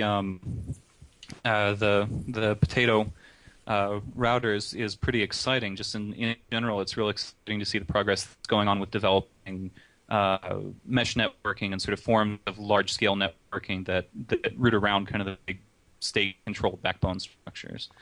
I guess the main thing about the RIM story that was interesting to me is just the way that it's been received outside of the UAE. There's the New York Times just recently published an op-ed which was from this was a former Homeland Security creep who's now gone around the revolving door into Michael Chertoff's consulting group. So instead of being part of Department of Homeland Security, he can now just give them advice for pay, I guess. Gee, that sounds like a security industrial complex. that doesn't exist. Yeah, just a tad. The best thing is the acronym spells but- sick. But so this creep Falkenrath put out a op-ed in the New York Times, which was talking about how he and his buddies in law enforcement and intelligence admire and even envy the political environment in the UAE because they have no political barriers whatsoever to setting up backdoors to surveilling cell phones and so on, and the government is willing to take strong steps to ensure that it can snoop on people within the country. Turns out that in absolute monarchies and dictatorship, it isn't that hard to force through what you want, regardless of what anybody else says. This is Another a advantage for Hoppe. But Hoppe said, It's amazing how many people. yeah. No, that. Yeah, go ahead. Oh yeah, I was going to say UAE seems like if anything, it ought to be like the perfect case study for the kind of thing that Hoppe wants, right? Because it's this collection of tiny little absolute monarchies that are basically run as proprietary states. right. Um, And they also have it they turns also have out- the boundary of religion on them too. They haven't abandoned religion like Yeah. all of the Western secularisms. They have this Yeah. other thing over them. So it's like, no, I guess it didn't really do True. anything. I always think of. they are. They're not they- Western though. We'll keep in mind. So that's one stroke against them in Hoppe's book. But There we go. I always think of because I always love that argument when people make it about how things would be so much more efficient. I listen to a lot of NPR, and there was a person doing a story about Singapore, and they were talking about how beautiful cities are in Singapore, and there's like no gum on the streets and things like that. And they had this caller talking about it who'd lived there, and she's like, well, but it's so clean and everything like that. And the caller's like, but they beat people with sticks for spitting on the sidewalk. And she's like, well, there's no spit on the sidewalk. And the caller's like, but they beat people with sticks. I think they got their priorities wrong. Yeah, here. I would rather have spit on the sidewalk than be beaten with a stick. Well, you're filthy. You need to get with the program. We need to have gentrification at all costs here. It's like the same thing when people are like, oh, Giuliani made crime go down in New York because he got all these cops to push people around and steal their money and shake them down and throw them in cages because we're just not going to count that as crime. When the government does it, that's just them exerting control. They have the right to do that stuff. It's not fascism when we do it. See, what kills me too is if you look at those really, really strict regimes, what happens to the crime is it just morphs and gets like awful. I mean, if you up the stakes by threatening to shoot people, let's say, for committing a crime, then you get the kind of people committing that crime that you would never ever ever want committing that crime. Like, they just become ruthless. It's awful. I can't imagine what Indonesian criminals must be like. It's hardcore, I'll tell you that. It's like, I don't want those guys coming in there. Like, man, they better build a wall or something. Once you have possibility of death if you get caught, Yeah. you bet you get some crazy criminals. Oh man. Or you can actually just join up with the government and get it done. So, There you go. Charles, I think you're going somewhere else before we kind of jumped in on this about the UAE. And we'll continue jumping. Oh no, I think that's sort of I roughly where I was going is sort of the object of the admiration here that we're getting from the sort of the security industrial complex people who are looking at the situation in the UAE just is precisely that they're admiring this dictatorial regime to the extent that it's dictatorial, because they don't have to worry about minor things like civil liberties or whether or not you can torture people or stuff like that. And if only they say the U.S. government could be doing more of this than they already are, then everybody would be so much safer. Sort of the special kind of safety that the state specializes in. Well, everyone will eventually just be strapped to a wall, and then that'll be it. So that's the final end of all of it. There you go. Now we have perfect security. Should I finally ask? I think before we get on with the natural law stuff, and we're probably going to go a little over 10 here. I hope that's all right with I everyone. think that's okay. But just something I've thought about recently. A lot of it was from an online conversation. The phrase workers' self-management is something you hear in anarchism a lot, that workers should be in charge of the firms they work in. And that sounds like a good idea to me, but I think maybe some people, they don't really want to be managing stuff. They want to let the managers worry about those boring decisions, and they'll just do the fun work. So maybe like workers' self-determination is a better phrase to use than workers' self-management. I don't know. What do you think? Yeah, well, I mean, there's sort of a couple things that need to be separated out when you're talking about that kind of thing. And there's sort of questions of management, and there's also questions of ownership. And so I think the root commitment is actually a commitment to worker ownership of the means of production in a lot of anarchist circles. And that will probably lead to greater self-management. But if there are workers who just really don't want to do that kind of work, there's nothing stopping them from hiring on people to act as managers. But in that case, it's sort of a question of who's answering to whom and who gets the residual profits and so on. But also, people just kind of, people want all kinds of things. The question is sort of what kind of incentive structures they'll tend to be in a free market. And if as conditions currently are, people are sort of shoved into a boss workplace regardless of their direct preferences. And if sort of the costs of that kind of workplace hierarchy are being artificially socialized by creating barriers to entry that stop sort of smaller scale competitors, and by sort of artificially propping up these big bureaucratic ways of doing things, people who can sign off on all the paperwork for the government regulation and so forth, then in a free society it would just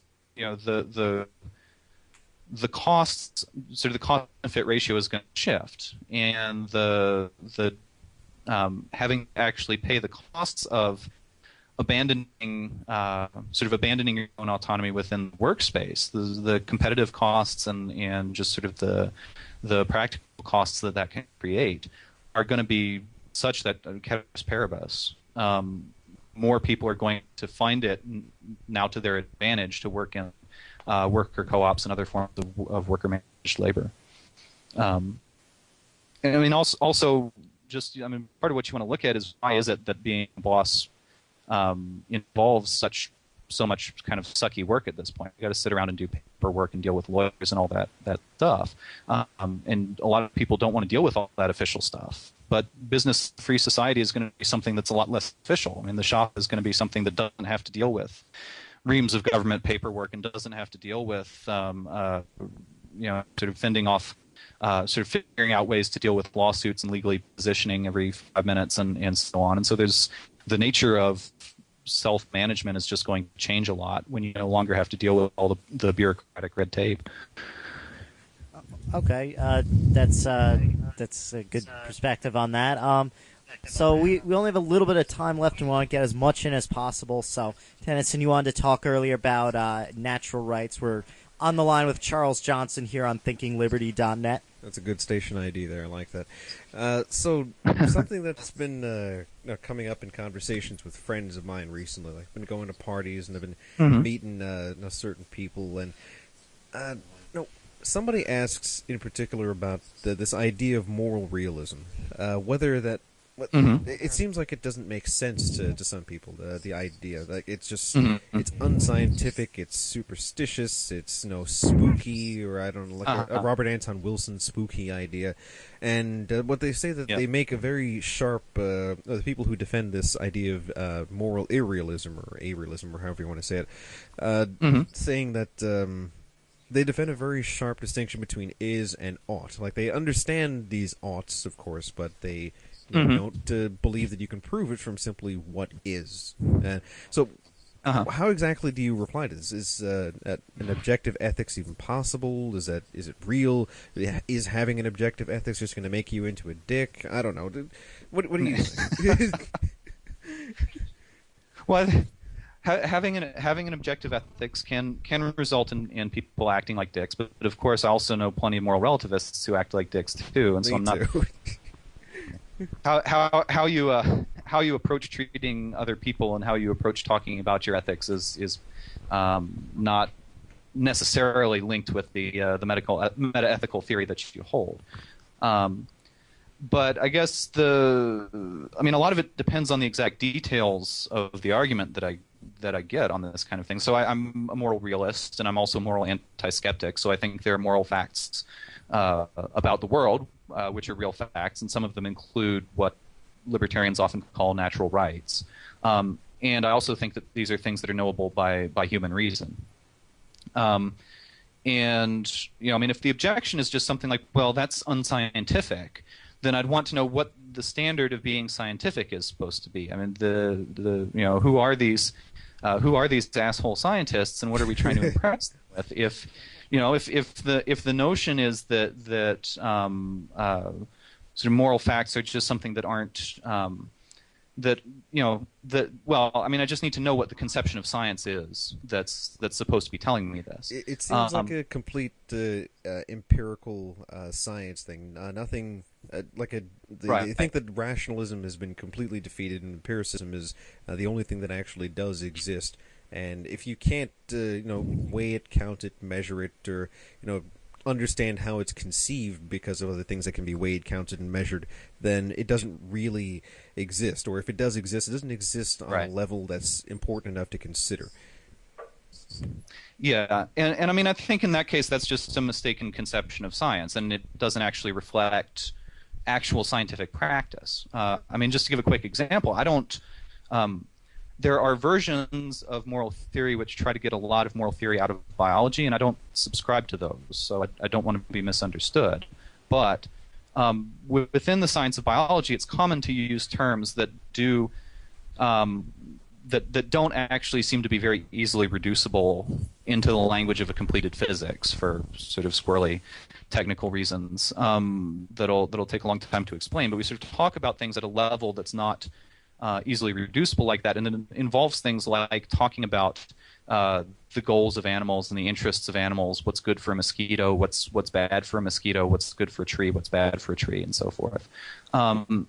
And there are people who want to say that, well, that's actually confused. We should be talking about like the interests of selfish genes, for example, or something like that. But of course, that's just relocating the problem. Actually, now you're trying to talk about what's good for a gene and what's bad for a gene, which I think is substituting a much easier question. Taking a much easier question and replacing it with a much more confusing and metaphorical one.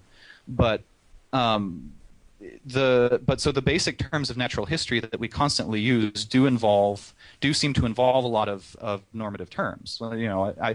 I happen to know that it's it's good for sea turtles to be able to locate the the beach on which they were born. How do I know it? Well, I saw it in the documentary, right? I mean, this is sort of part of what we've discovered through natural science.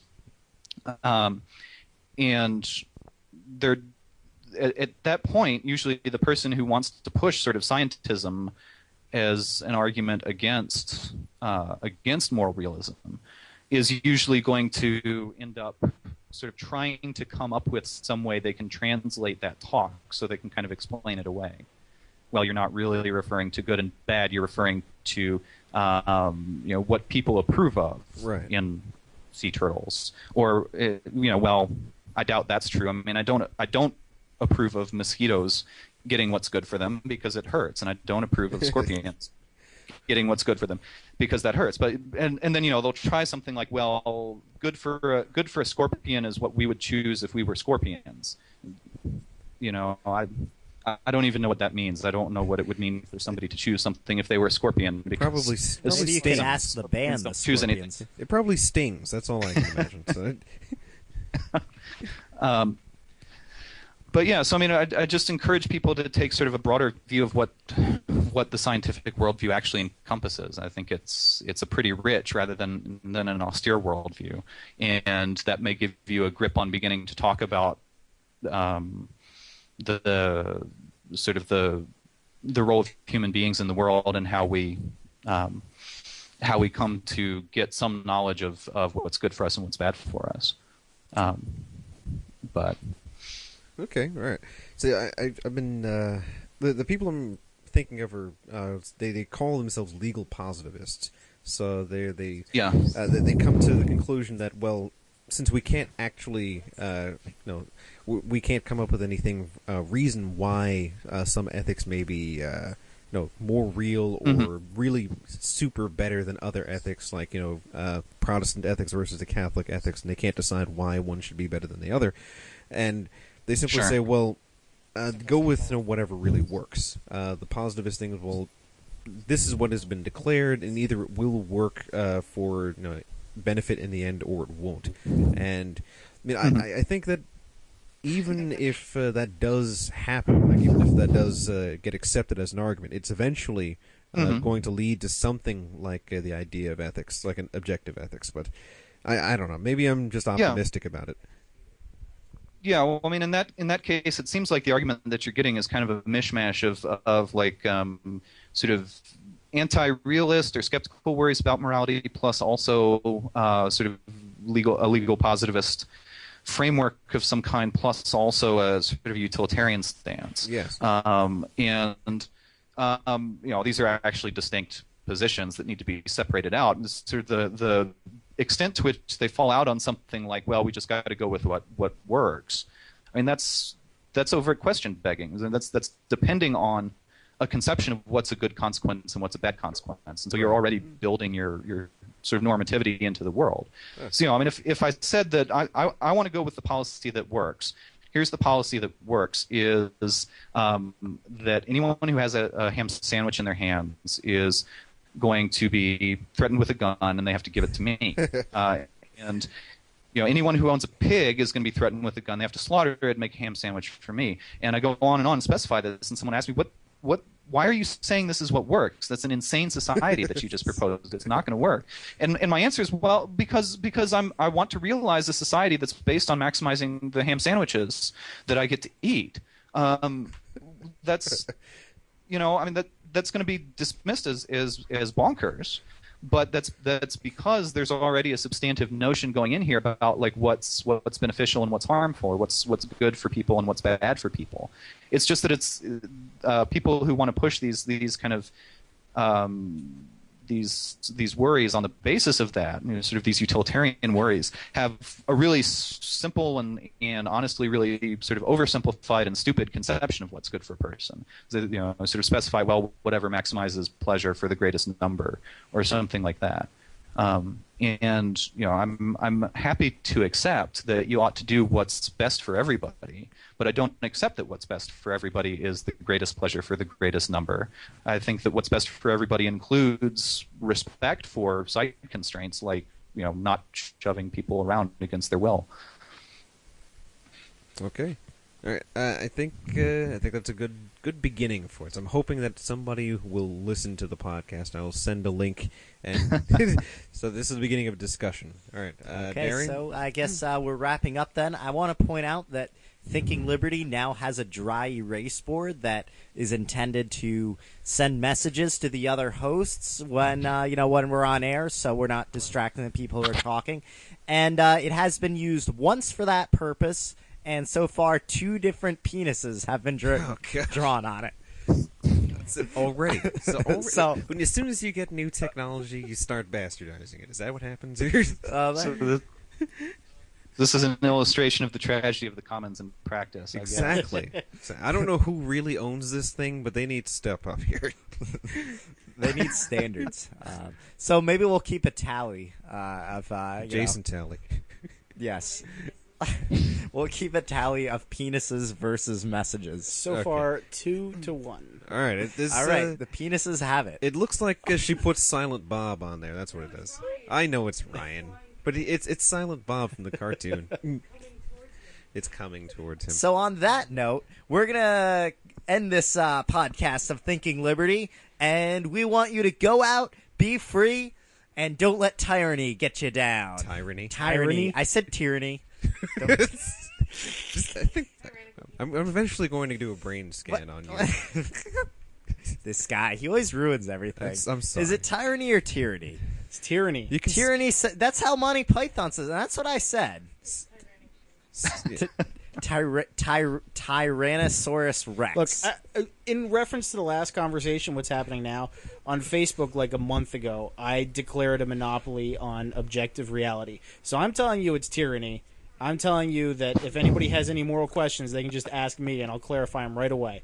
So if I say it, it's true. I have a monopoly on subjective value, and I countered. That's how I countered your objective truth by saying that by subjective value, you're irrational in your choices, and therefore wrong. In my objective reality, your subjective truth doesn't exist, and neither do you. Okay, and either way, I have an immovable object in my one hand, and I have an irresistible force in my other hand, and we're going to end this show. All right, Thinking Liberty. It's irresistible, unmovable, and Tyrannosaurus Rex. Good night. Pickle. Oh boy.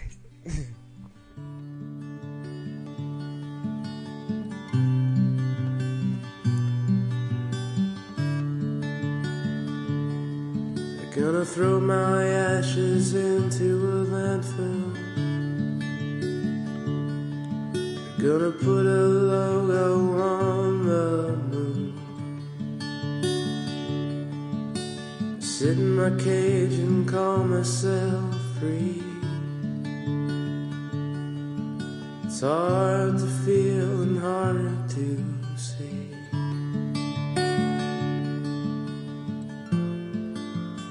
Generica.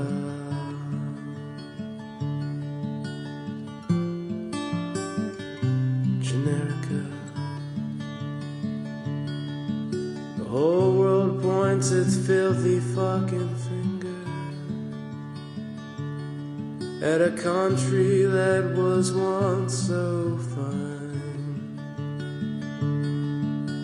Sit high up and call themselves free. They're the same as you and me.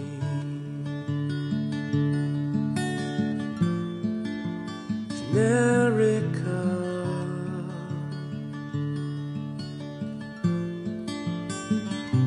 Generica.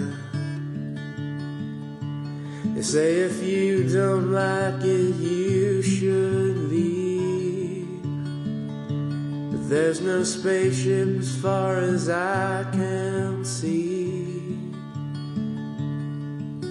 The price goes up and she goes down. It's hard to miss if you just look around. Janelle